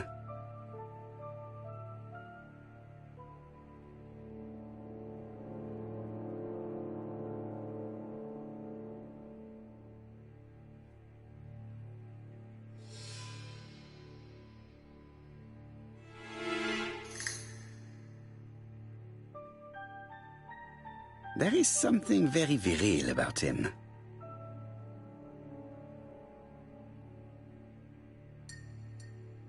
Franklin Clark is an adventurer, the sort of man that women like.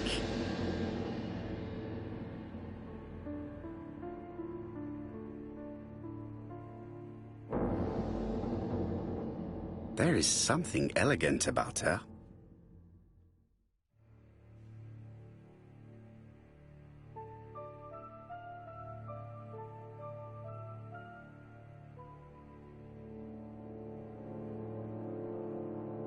She has good taste, except perhaps in her choice of jewelry. Please excuse me, I have to take care of Lady Clark.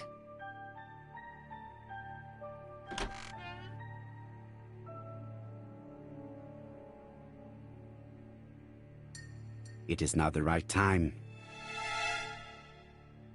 My brother's wife is gravely ill. You will probably want to question her, but I fear that it won't be possible today.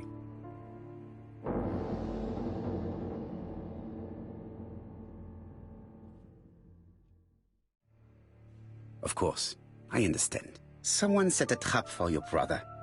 Who was familiar with his habits? Everybody knew he took his evening walk at 8:30, and that he always followed the same path.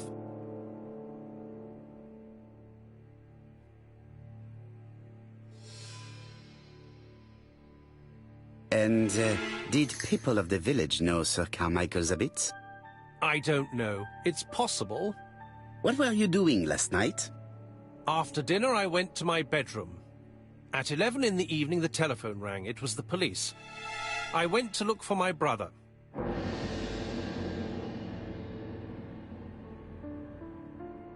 Was it a dark night? It was a new moon. I took a lantern. So it was you who found the body? Yes, along with the gardener. Have you seen any strangers around the house recently? No. As far as I know, nobody has been near the house.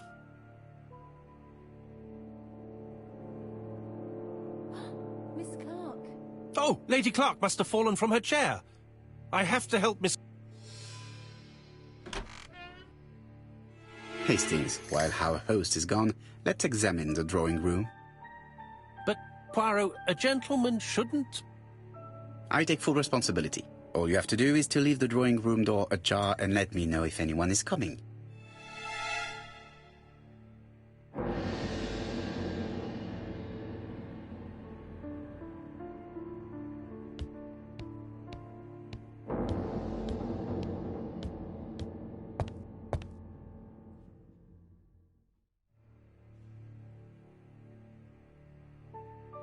A tiger.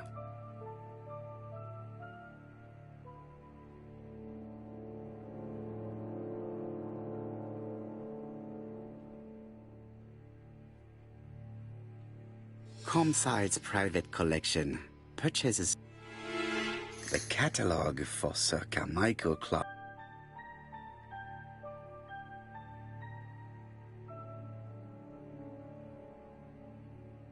A crane?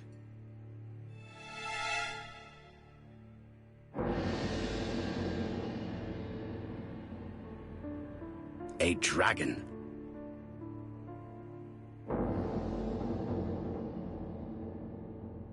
Dragon. Sir Carmichael showed himself to be very consistent in his collection's theme. A turtle.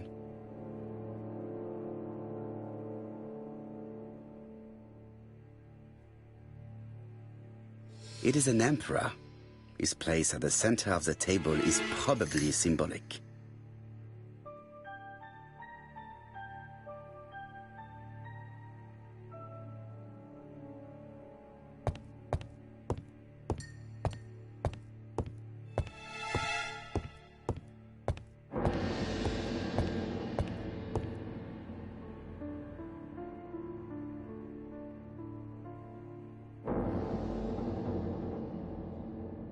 Compass, point to the south.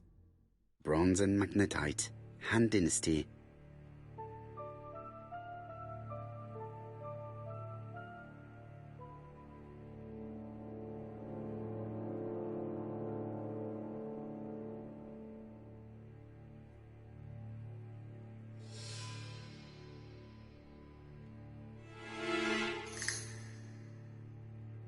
Compass, point to the south.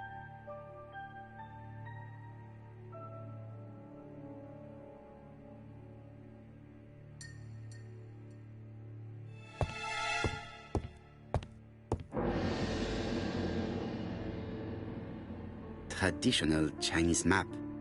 Facsimile. South is on the top of the map.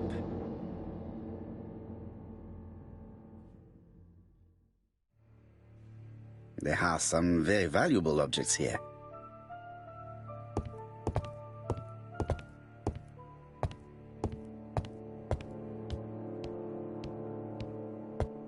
Sir Carmichael's collection could rival that of a...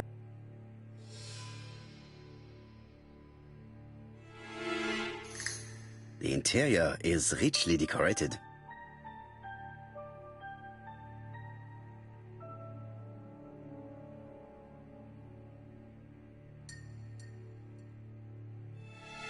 Dragon. Sir Carmichael showed himself to be very consistent in his collection's theme.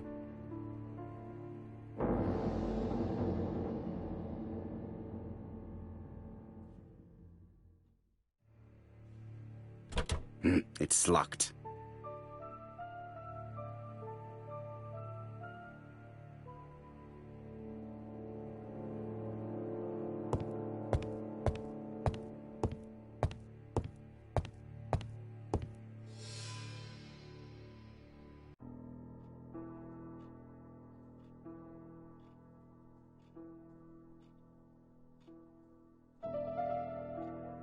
The cardinal points. This book could maybe help me. Each cardinal point is associated with one animal and one color. In the middle sits the imperial dragon, and out of respect, all the others are turned towards him.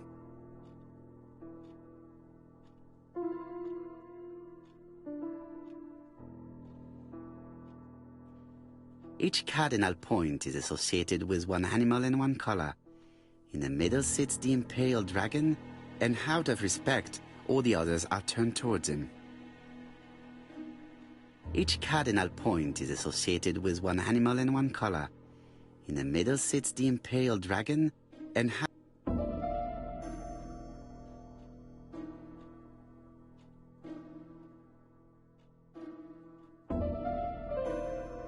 it is blocked.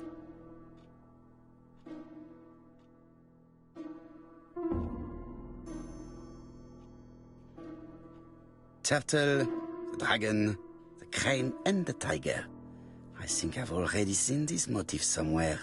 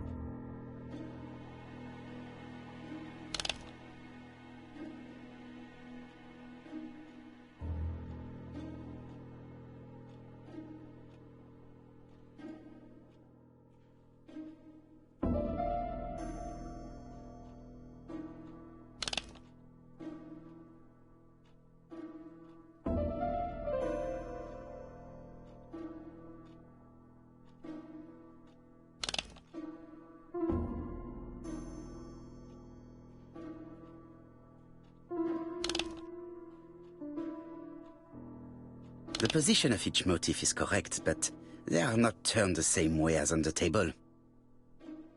I think I heard a bang. Could it be this cupboard? This is interesting.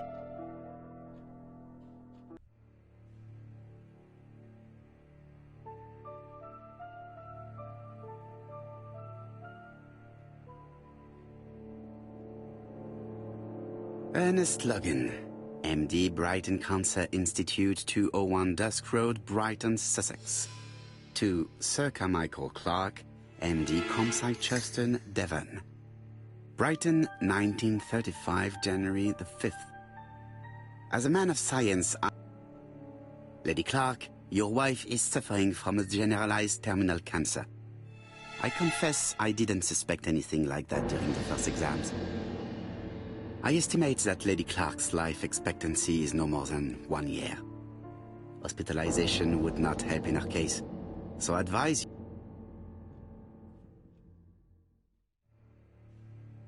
These daggers are only ceremonial weapons. I do not think that the crime weapon is here.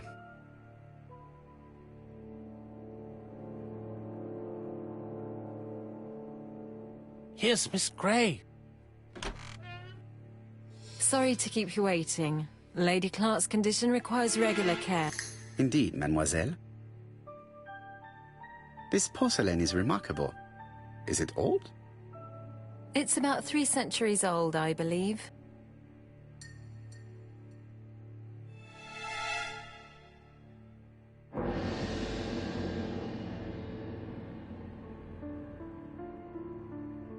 She appears to be very flustered.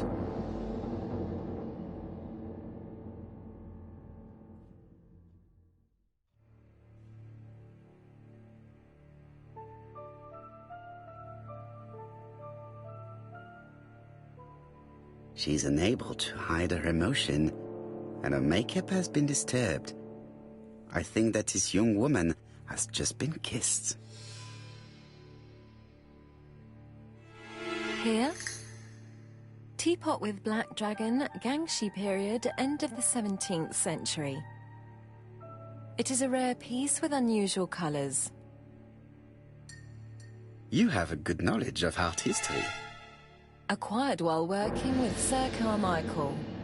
I used to help him manage his collection and choose his new acquisitions.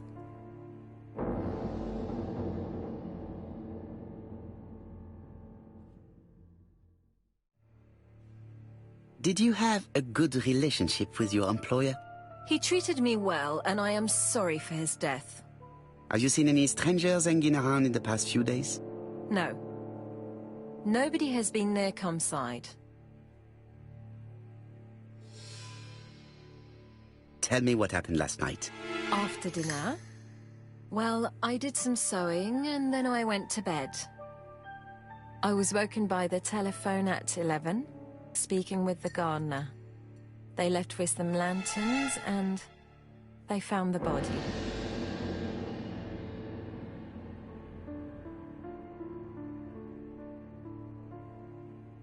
What are your feelings about Franklin Clark? What an odd question. Of course I think he's a good man. He's energetic, nice, very sociable.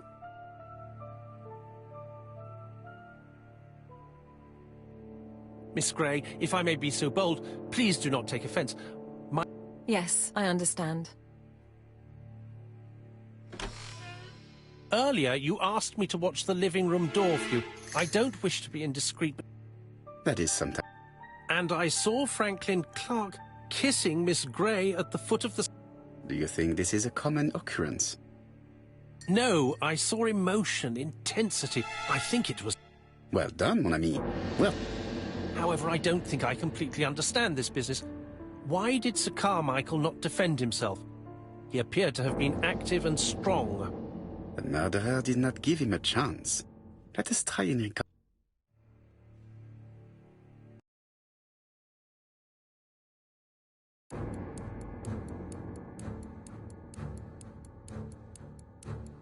Sir Clark is taking his customary walk. Our killer is hiding behind a bush.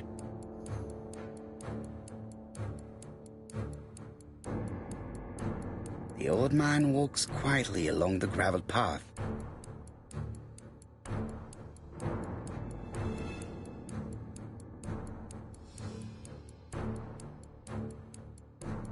Then he turns towards the sea to gaze at it.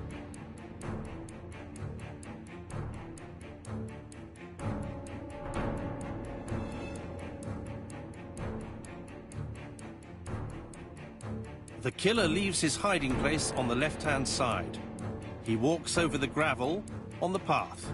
The noise alerts Sir Clark, who turns around. No, Sir Clark was attacked by surprise.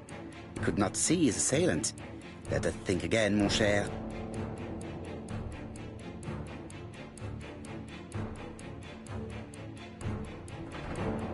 Sir Clark is taking his customary walk. Our killer is hiding behind a bush.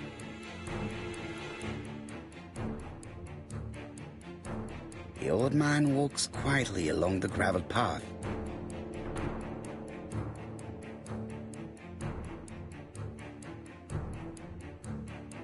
Then he turns towards the sea to gaze at it.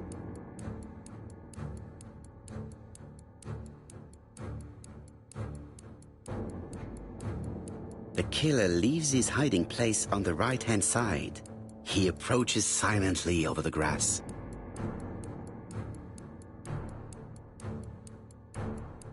Then he throws himself on his prey and cuts the poor man's throat. He then lays down the ABC before leaving. Everything appears to match the crime scene, mon cher Hastings. That is exactly what happened.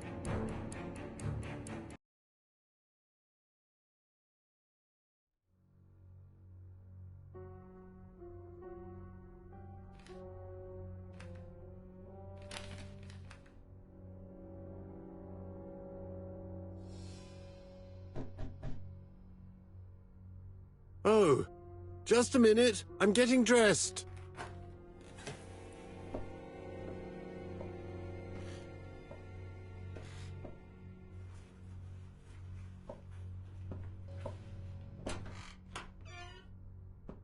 Mr. Kirst, have you recently returned from Churston?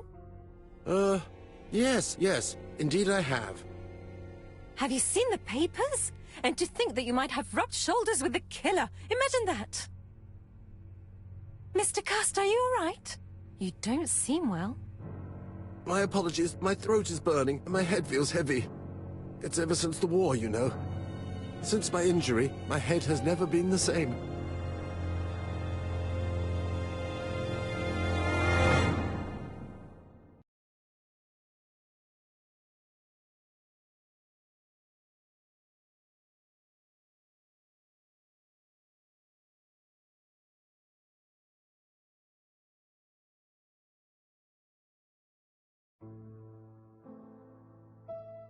Poirot, it's a pleasure to be with you again after all these years.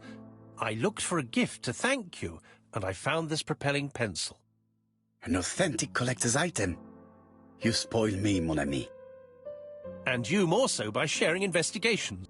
Do not underestimate the help you are to me, Hastings. Intellect is not everything. There is also goodwill, and you are not... Ah, is Thora Grey coming? Naturally. Oh, come on, Poirot. I'm a married man. Poirot, our guests will be here.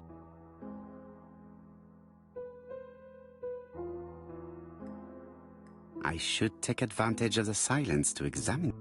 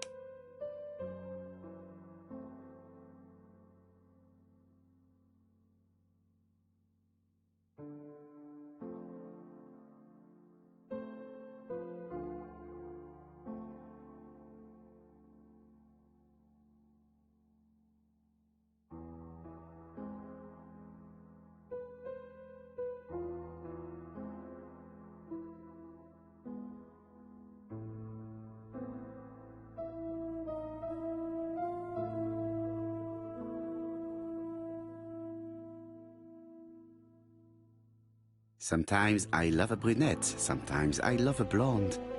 That's what the song says.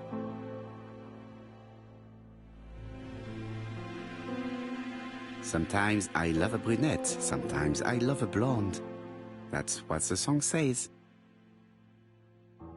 The song says, sometimes I love a blonde who comes from Eden by way of Sweden.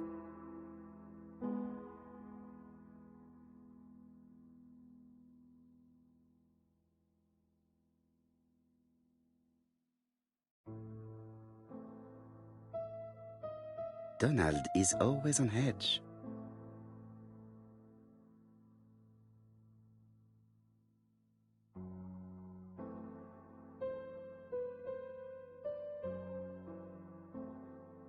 Donald Fraser is very nervous at the moment, even if he is trying hard to control himself.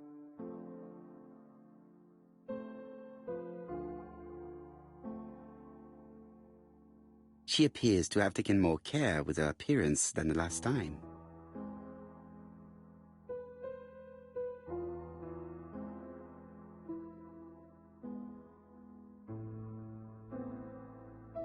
She's looking at Mr. Fraser out of the corner of her eye. Did she make herself beautiful for him?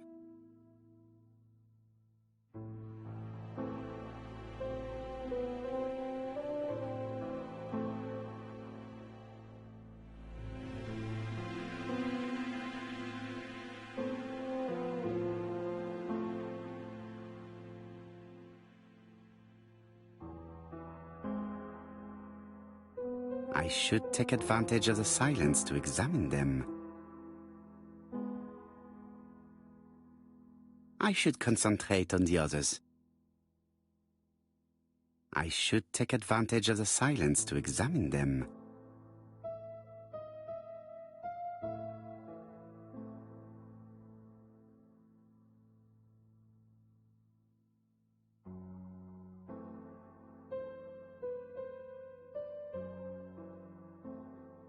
The song says, sometimes I love a blonde who comes from Eden by way of Sweden. But I am not sure that this blonde is I should take advantage of the silence to examine.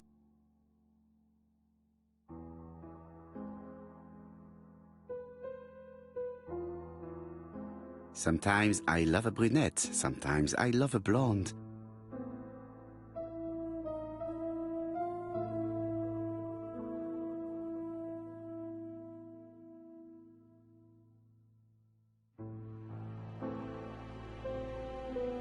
I should concentrate on the other. I should concentrate. I should take advantage.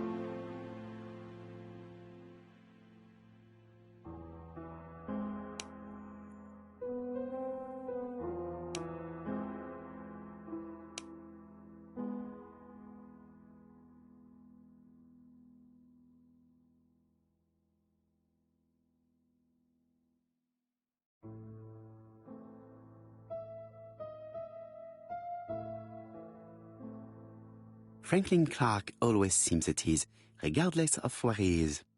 Something that's unique to people who travel. I ought to concentrate on my guests.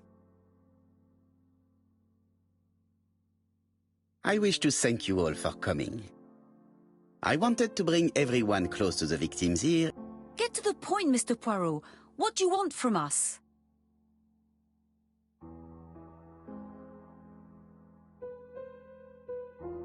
You are an intelligent woman, Mademoiselle Barnard, and I'm sure that you have already understood my intentions. You think that if we put our heads together, we might come up with something? I am convinced of it. What I ask is that you search your memories. The murderer must have left some trace. Yes, he must have prepared his crimes very... Tout à fait. He did not get to Bexhill at midnight in order to strangle a young girl whose name by chance starts with B. Must we go into that?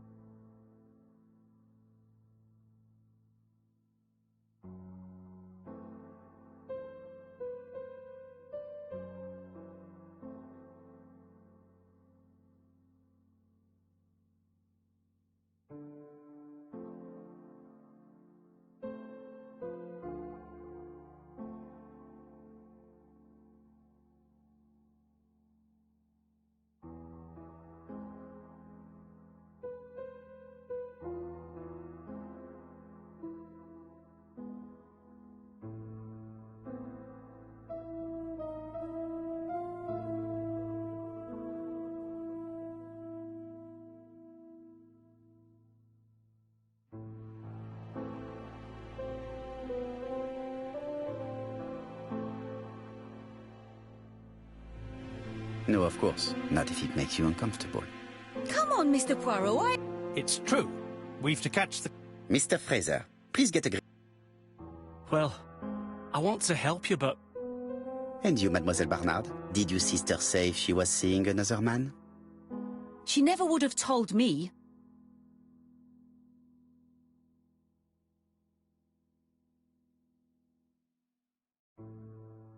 Why would she hide the fact from you? Betty knew I didn't approve of her behaviour. Her flirting was spoiling any chance she might have... Tell me, mademoiselle, what did you talk about with your sister? Silly things. Her new dress. She wanted a pair of black stockings to go with it. Mother bought her a brand new pair. Your sister used to sing, I believe. Did she ever perform in public? She dreamt about it, but she had a very bad cough. It troubled her greatly. She had to cancel auditions and miss lots of opportunities. A pity. yes, she sang well, but that doesn't tell us much about the murderer. Qui sait? In any case, we now have enough information to draw up a relative... Let us now try and get our brain...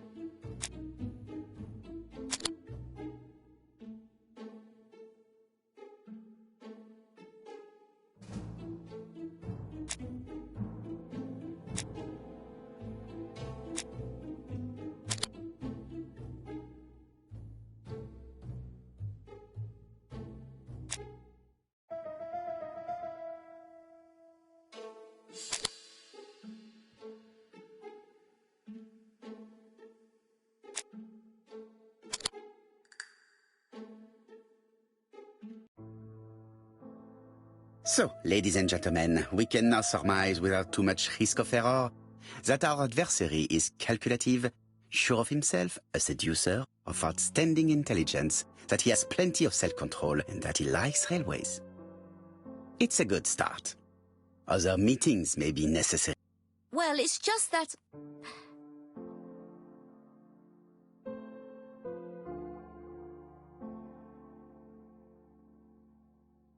Well, Mademoiselle Drower, do you wish to help us or not? Oh, Mr. Poirot, don't be so harsh. It's normal that people helping with this inquiry should be reimbursed. Starting with you, Miss Drower. Please allow me to pay for your train tickets. Oh, sir, I cannot accept. But you must. Mademoiselle, I may not be rich, but my brother left a fortune which will... Mr. Clark, that's very generous of you. Well, someone has to foot the bill. Mr. Poirot, would it be possible for you to come back to Devon? Lady Clark has expressed a wish to see you. We'll adjust her medicine so she'll not be too drowsy. But of course, I shall come the day after tomorrow if it is convenient. Thank you all for coming.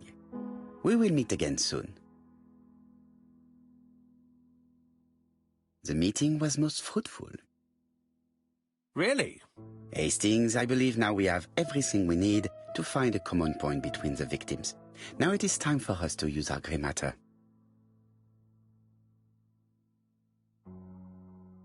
Let us now try and get our brain cells to work.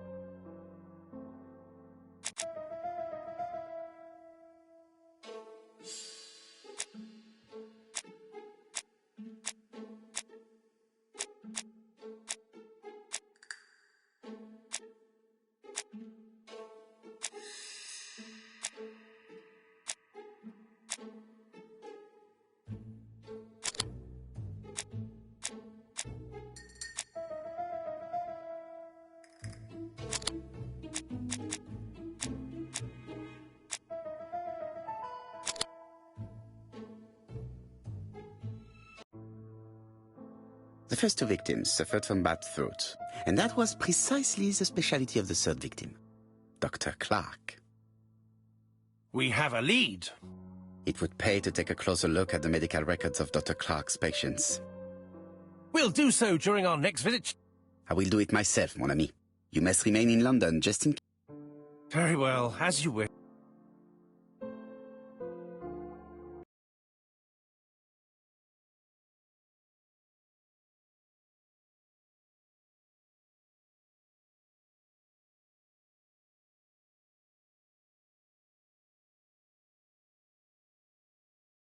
Thank you for coming, Mr. Poirot.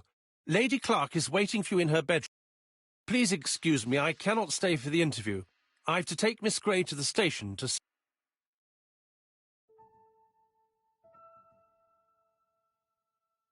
Are you going on holiday, mademoiselle? Not exactly, Mr. Poirot. Miss Gray very kindly stayed with me to settle my brother's affairs. Ah, très bien. I'll be absent all morning, Mr. Poirot, but the nurse is coming soon. Thank you, Mr. Clark. Have a nice trip, mademoiselle.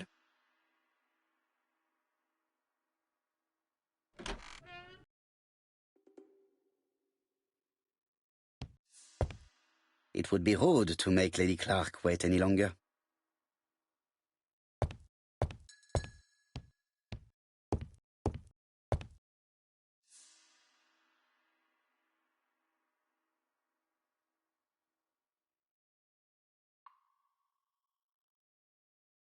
It is now the right time. It's closed.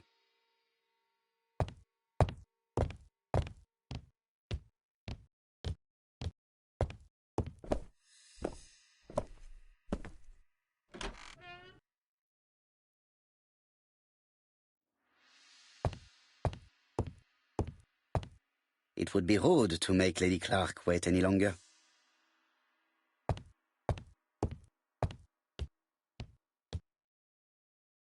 This poor woman is very ill.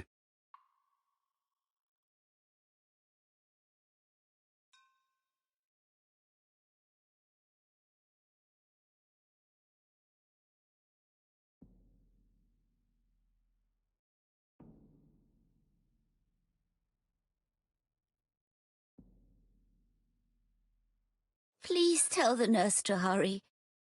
Please. This woman is suffering. She is in no state to have a conversation.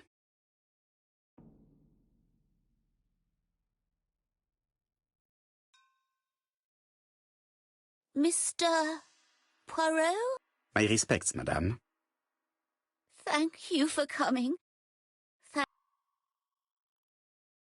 The telephone in the hall is ringing.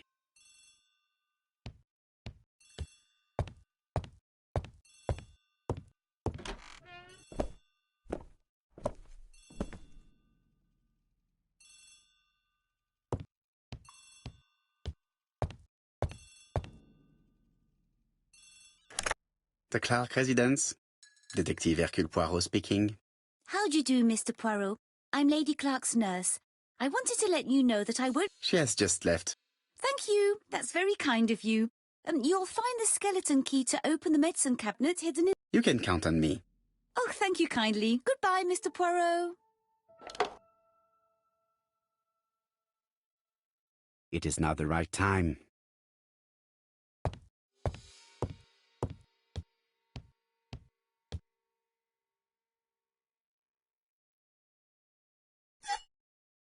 Here is the skeleton key.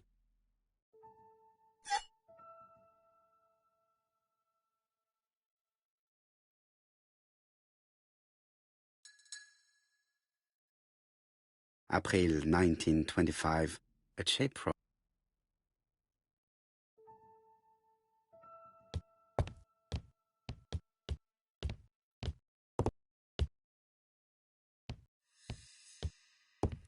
Lady Clark is in pain. I have...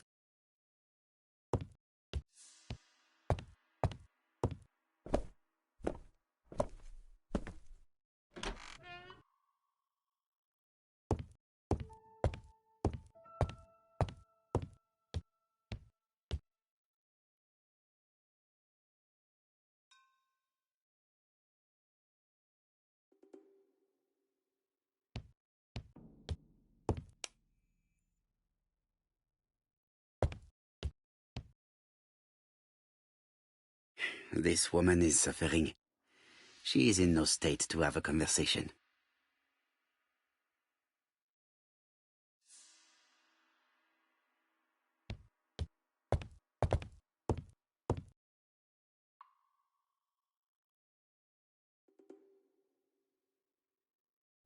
It's closed.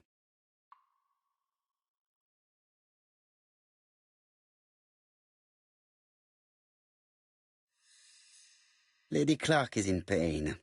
I have to give her an injection of morphine to ease her suffering.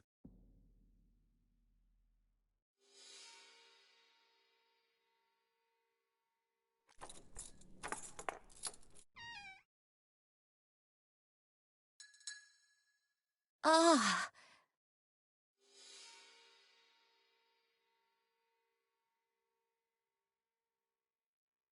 Madame, you are tired, so I will get straight to the point. What can you tell me about this business?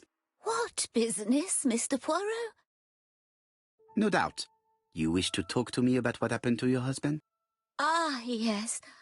Oh, poor Carmichael. Has the madman who killed him been caught? Not yet, chère madame. There was a great many people in Cheston on the day of the murder.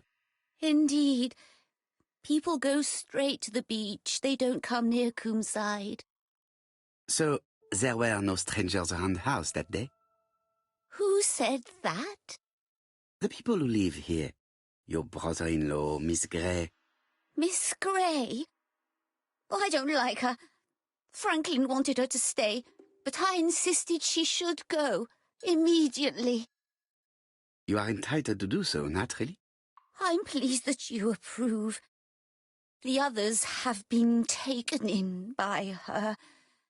But at least you can see through that self-pity act. See what she's up to. Oh.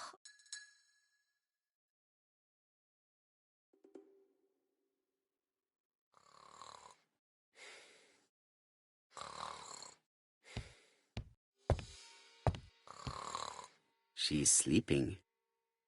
I must find a way to wake her up gently.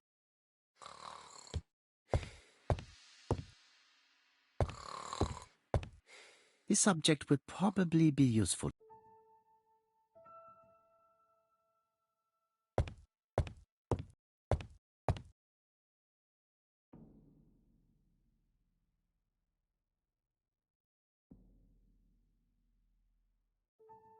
I've finished with this subject.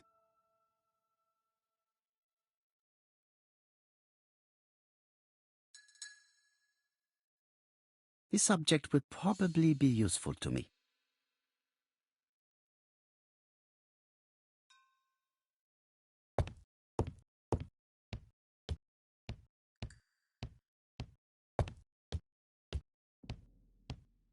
She is sleeping.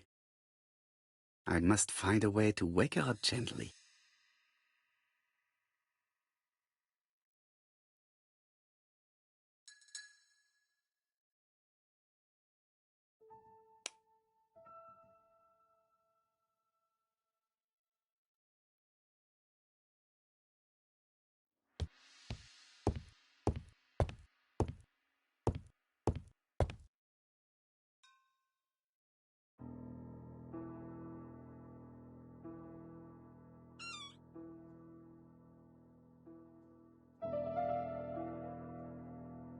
I have to put a new spring here.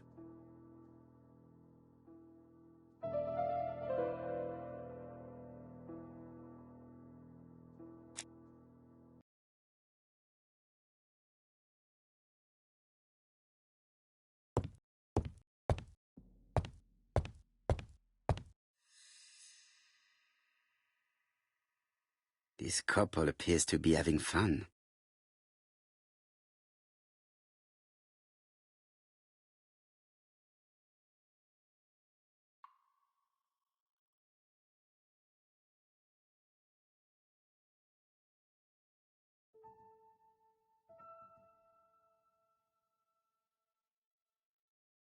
Lady Clark and Sir Carmichael were very happy, but they did not have any children.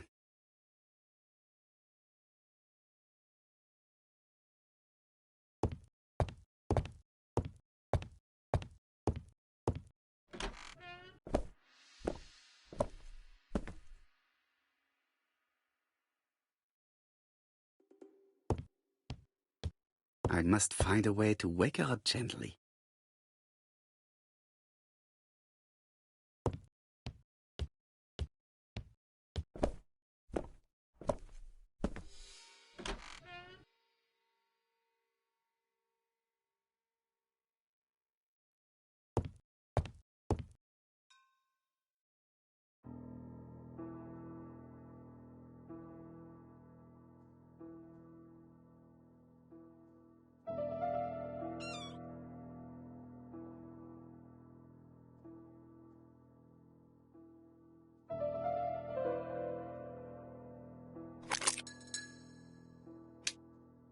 I hope that Hastings will not be cross with me.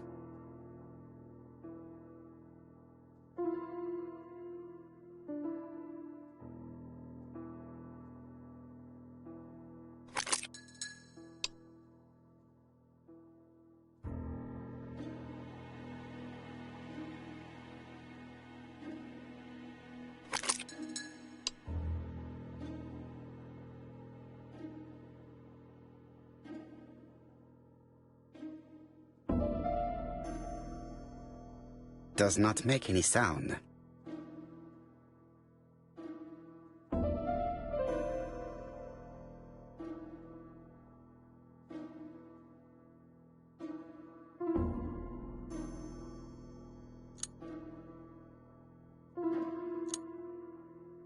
This is where the combs go.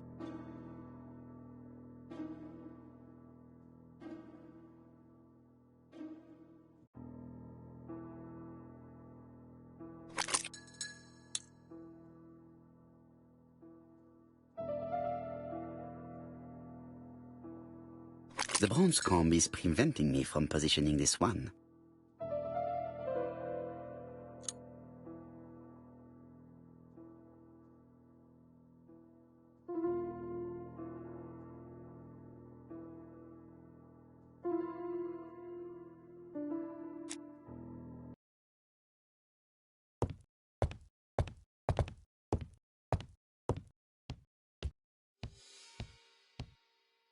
She is sleeping.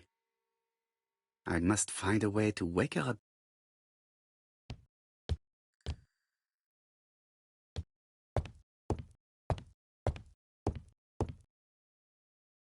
I've finished with this subject.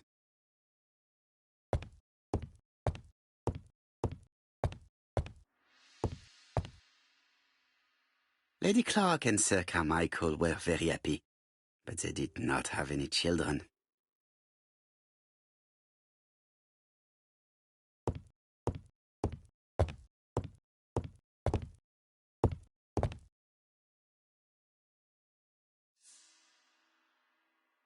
This subject would probably be useful to me.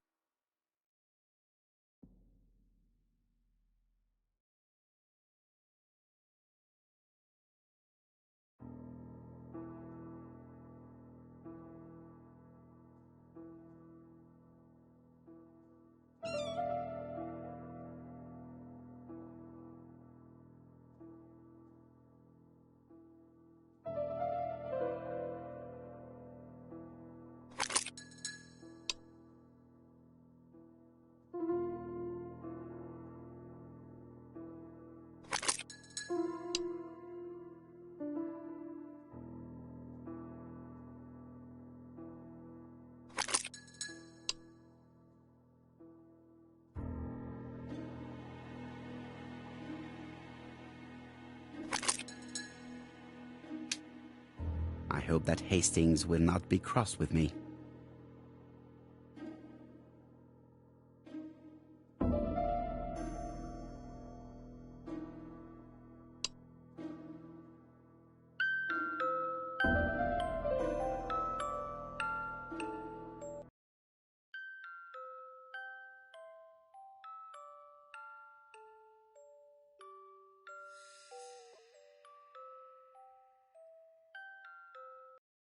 Oh, what are we talking about? Ah, yes, Thora Grey. Oh, Carmichael had great esteem for her, but for me she was nothing but a hypocrite.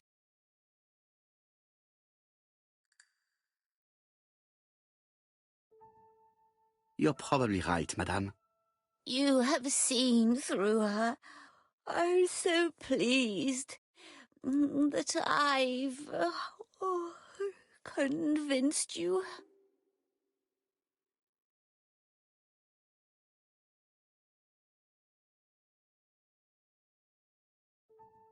You are very harsh. Do not forget that the girl is an orphan. Yes, and she used the fact to get around men. Take Franklin. He's fallen for her sweet-talking charms. Oh, he's a lovely boy, very plucky and sure of himself. But so naive. Oh, when it comes to women.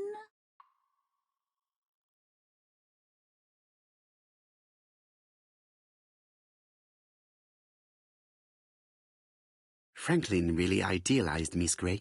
Absolutely. It's so good to see that you all agree with me. Miss Grey did look after you very well, though. Outwardly. But she's hiding something. I think she tried to poison me. Miss Grey? A poisoner? But everybody appears to like her. It proves she knows what she's doing. She's manipulative and she's a liar. A liar? Let's see, didn't she say that on the day of the crime nobody was around Coomside? That is correct. Well, at 11 o'clock I saw her talking to someone. Really? And what was this man like? An ordinary sort of man with a very plain face. Oh, I don't remember well. Was he a gentleman?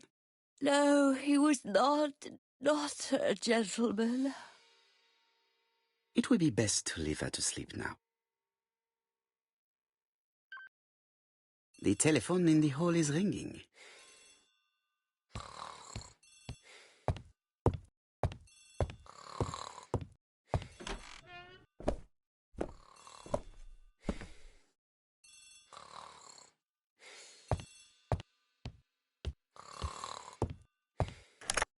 Hello?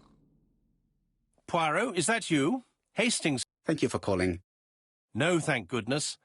I questioned Lady Clark, but I will not leave until I have examined them. Have you seen Thora Grey again? Briefly, She's a fascinating girl. but secretive. Poirot, she wouldn't hurt a fly. Each to his own, my friend. Yours are pretty orphans, mine old ladies that have Poirot, are you mocking me? no ill intended, rest assured. À bientôt.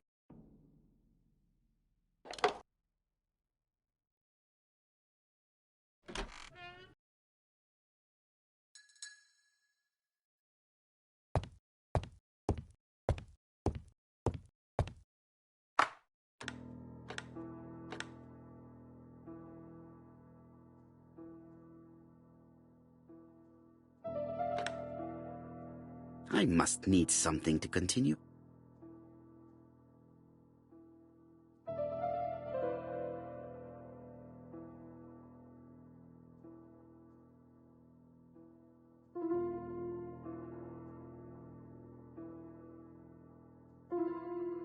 This plate appears to be able to move, but something is blocking it.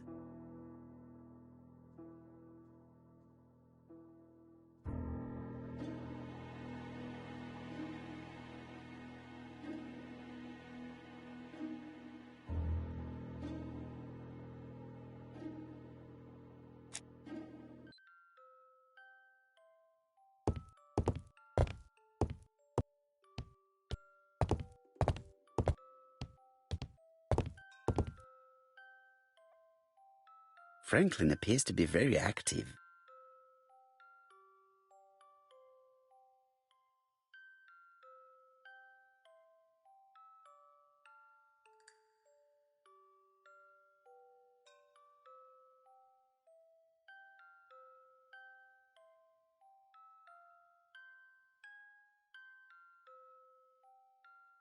Franklin Clark appears to be a typical British gentleman, a good sportsman, a hunter, a traveler.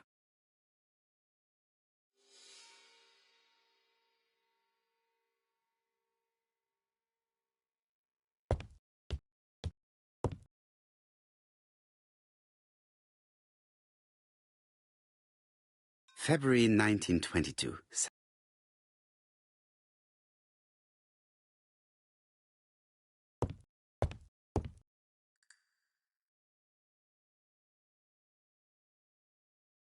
July 1920.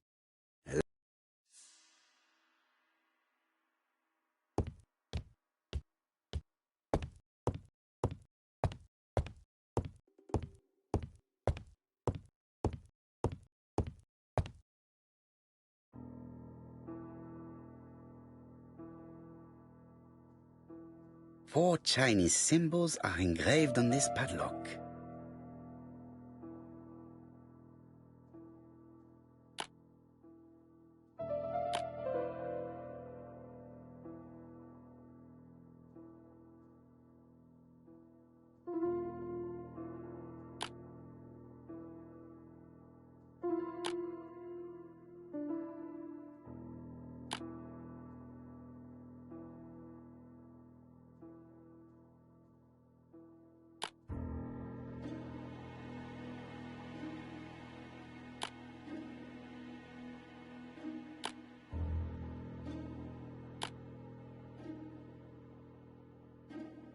I won't manage to do it randomly. Should I look at the rest of the facade, maybe? Well, well. The characters engraved on this disc resemble those engraved on the padlock.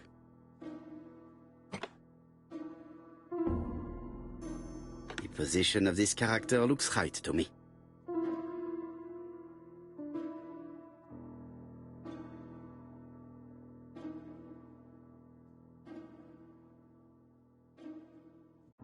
The position of this character looks right.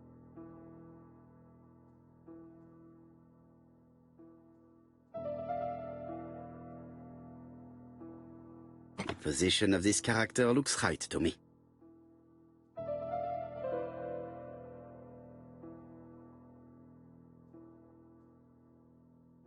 That's it. This character appears to be the right way round.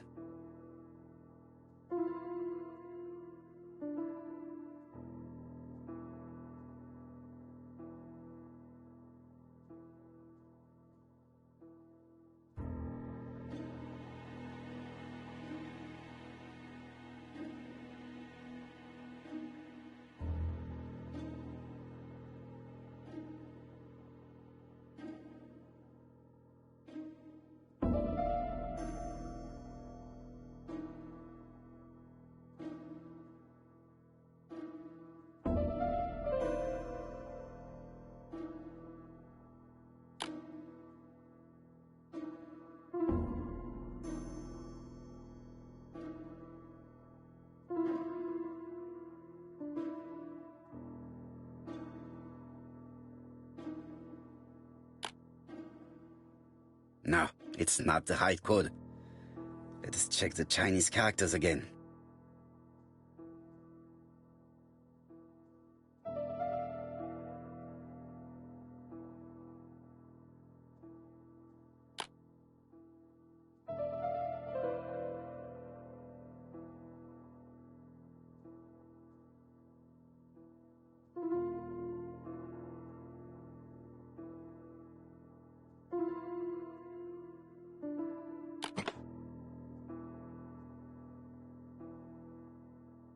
At last, the cupboard is open.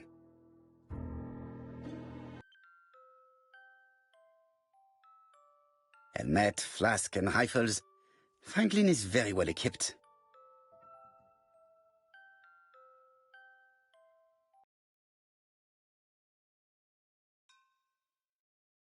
Traveling in China, a practical guide for English travelers.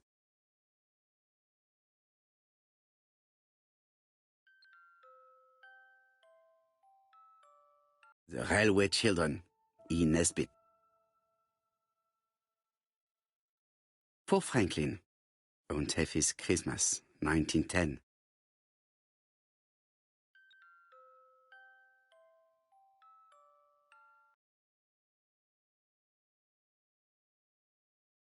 Genteel and wild, English countryside revisited.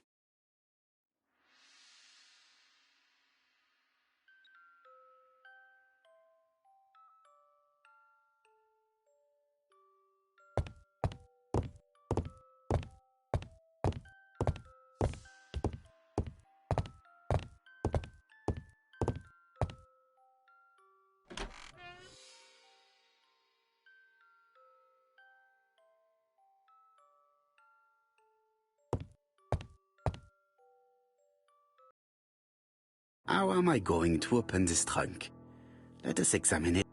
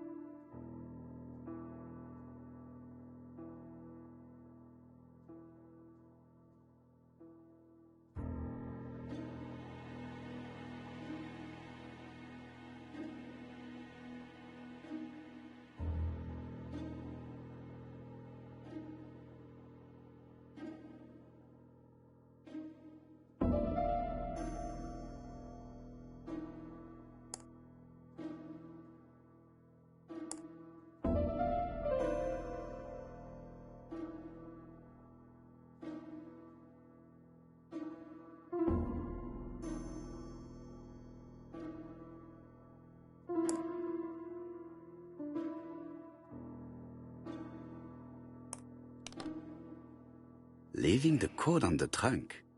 What a strange character Franklin is.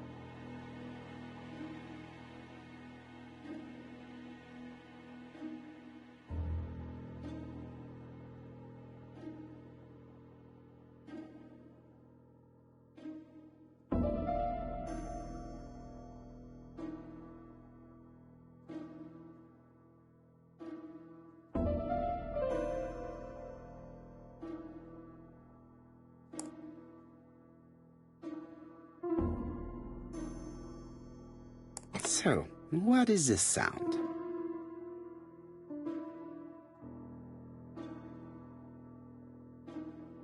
I should be able to open the trunk now.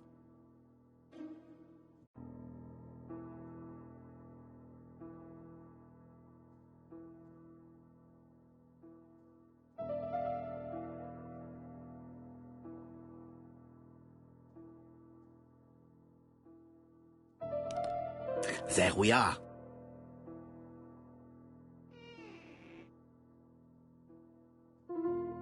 A pile of books, including one about dragons. Nothing interesting.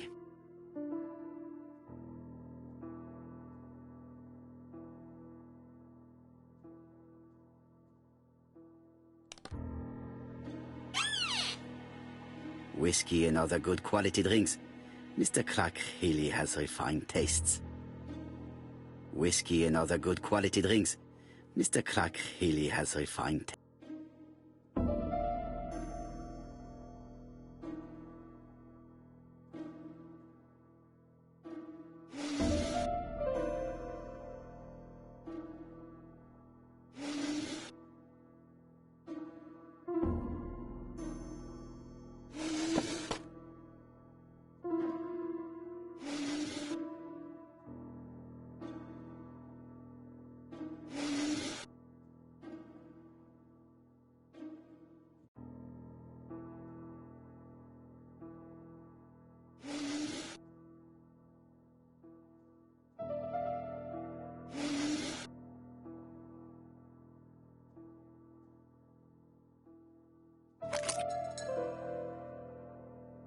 Why has Franklin put an Allen key inside his trunk?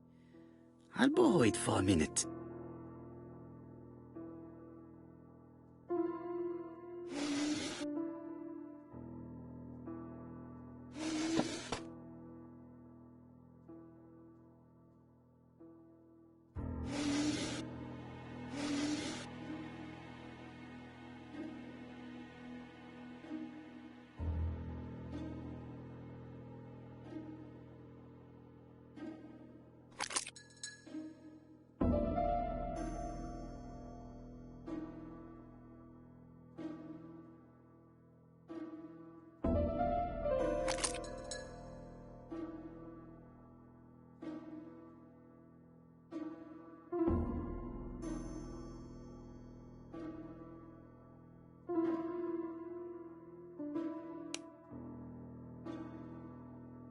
An Allen key. It can be used in 5 positions.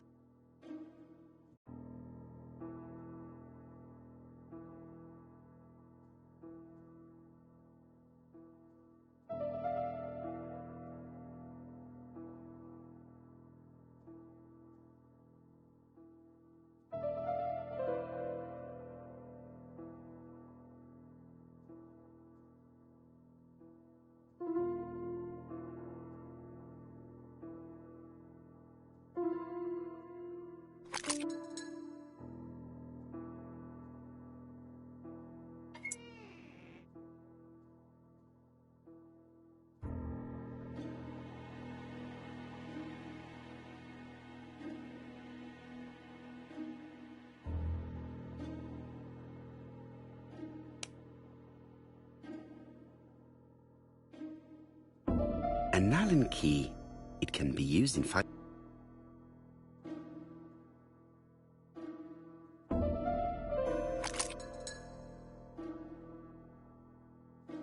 Another screw.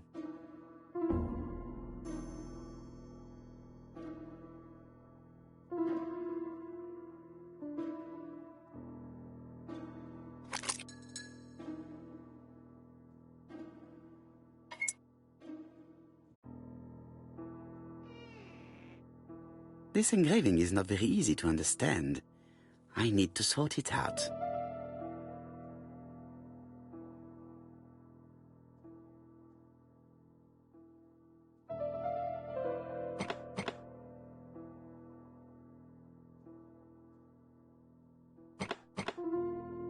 It is blocked.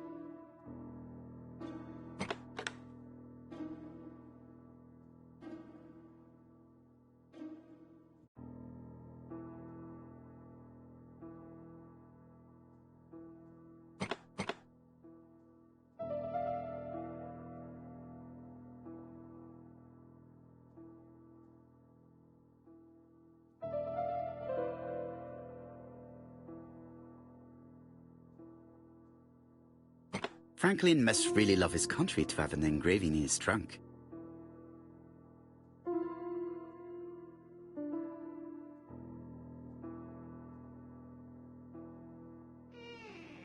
A signet ring? A signet ring with a code written on it. 1587. It may be useful to me.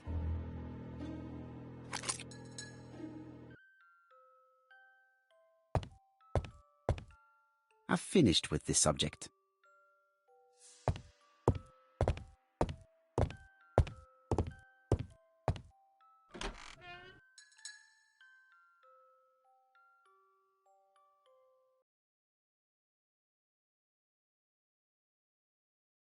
Comside's private collection. The catalogue for Sir.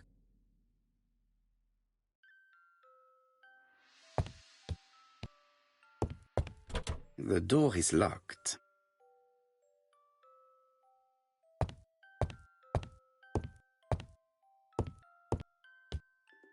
I see some papers that were not there the first time I visited.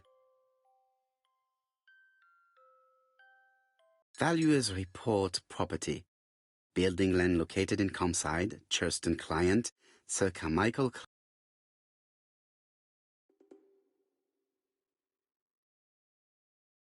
Court and Brunskill. The name is familiar. Is that not the name of the firm Donald?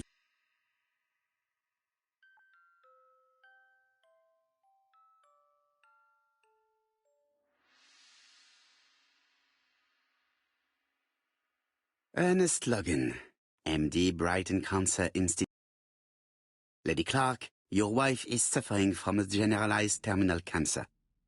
I confess, I estimate that Lady Clark's life expectancy is no more than...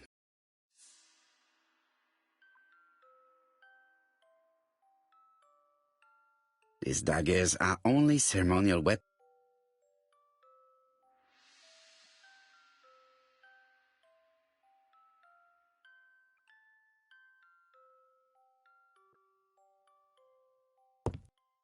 Order and method above all.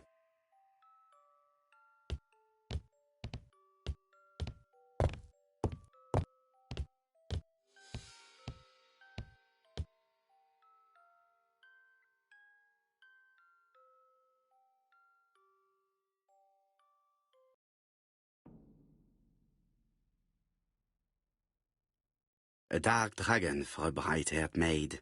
C.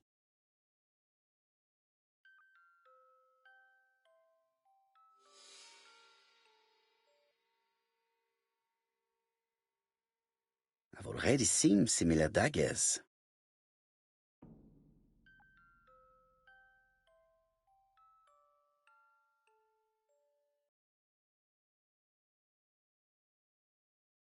Attention, Franklin. Task list. A. Ordering Lady Clark remedies. Done. B. Tidying up real estate property files. Done. C. Calling the lawyer about... E. Update land rent accounting. Done. F. Ordering a restock of arsenic. Done. P.S.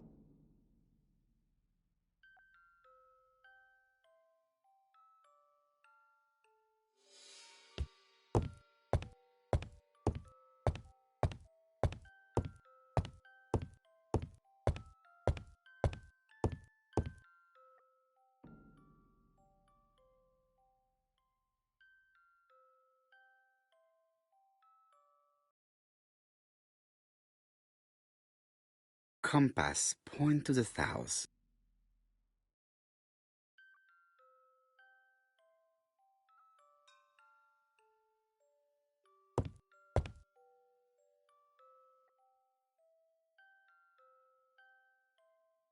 Traditional Chinese map. Facsimile.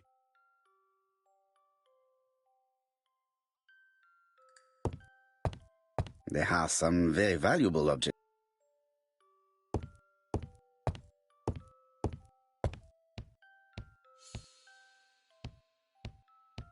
Sir Carmichael's collection could...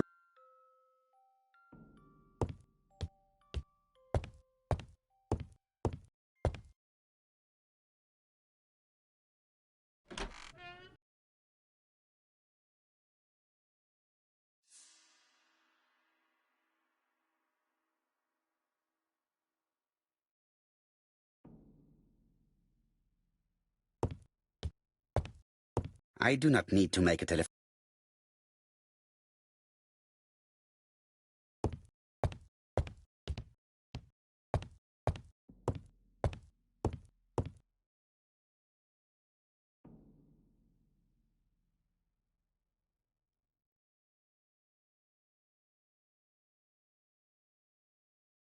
Miss Thorogray, Comside, Chuston, Devon.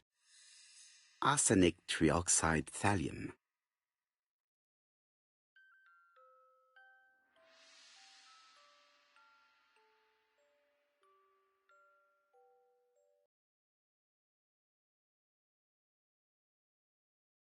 The Black Dragon's Curse.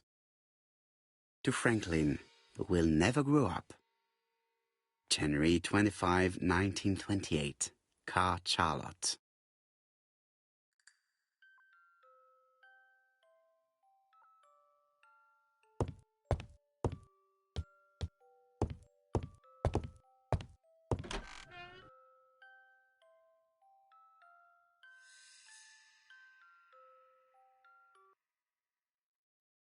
A signet ring bearing the clerk's.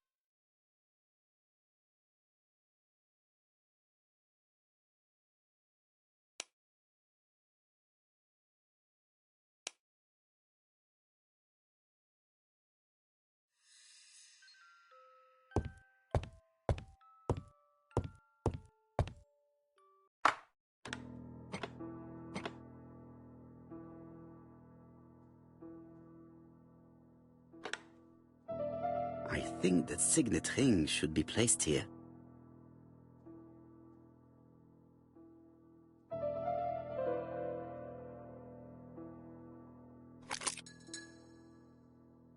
The plates around the picture appear to have unlocked. I think I've already seen these symbols on Franklin's trophies.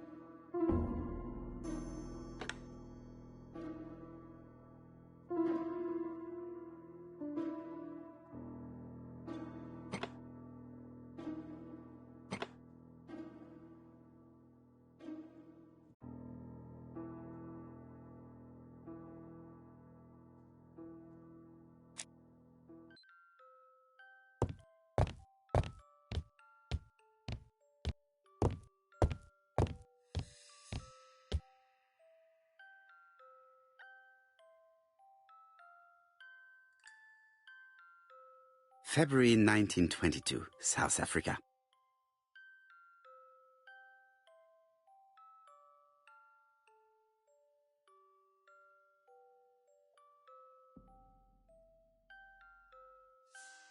July 1920, Alaska Peninsula.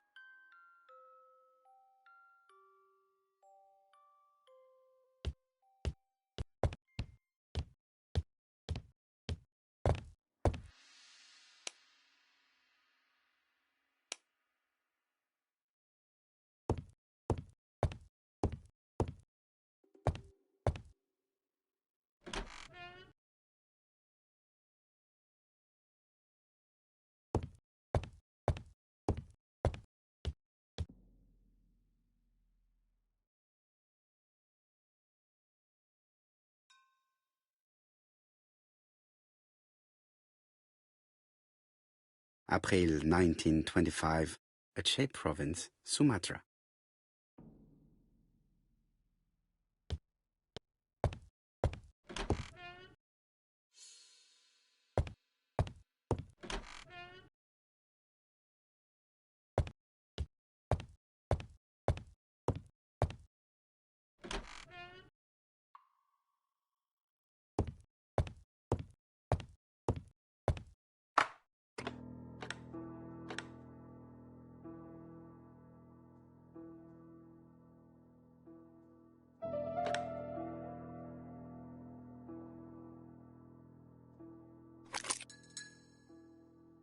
The plates around the picture appear to have unlocked. I think I've already seen these symbols on Franklin's trophies.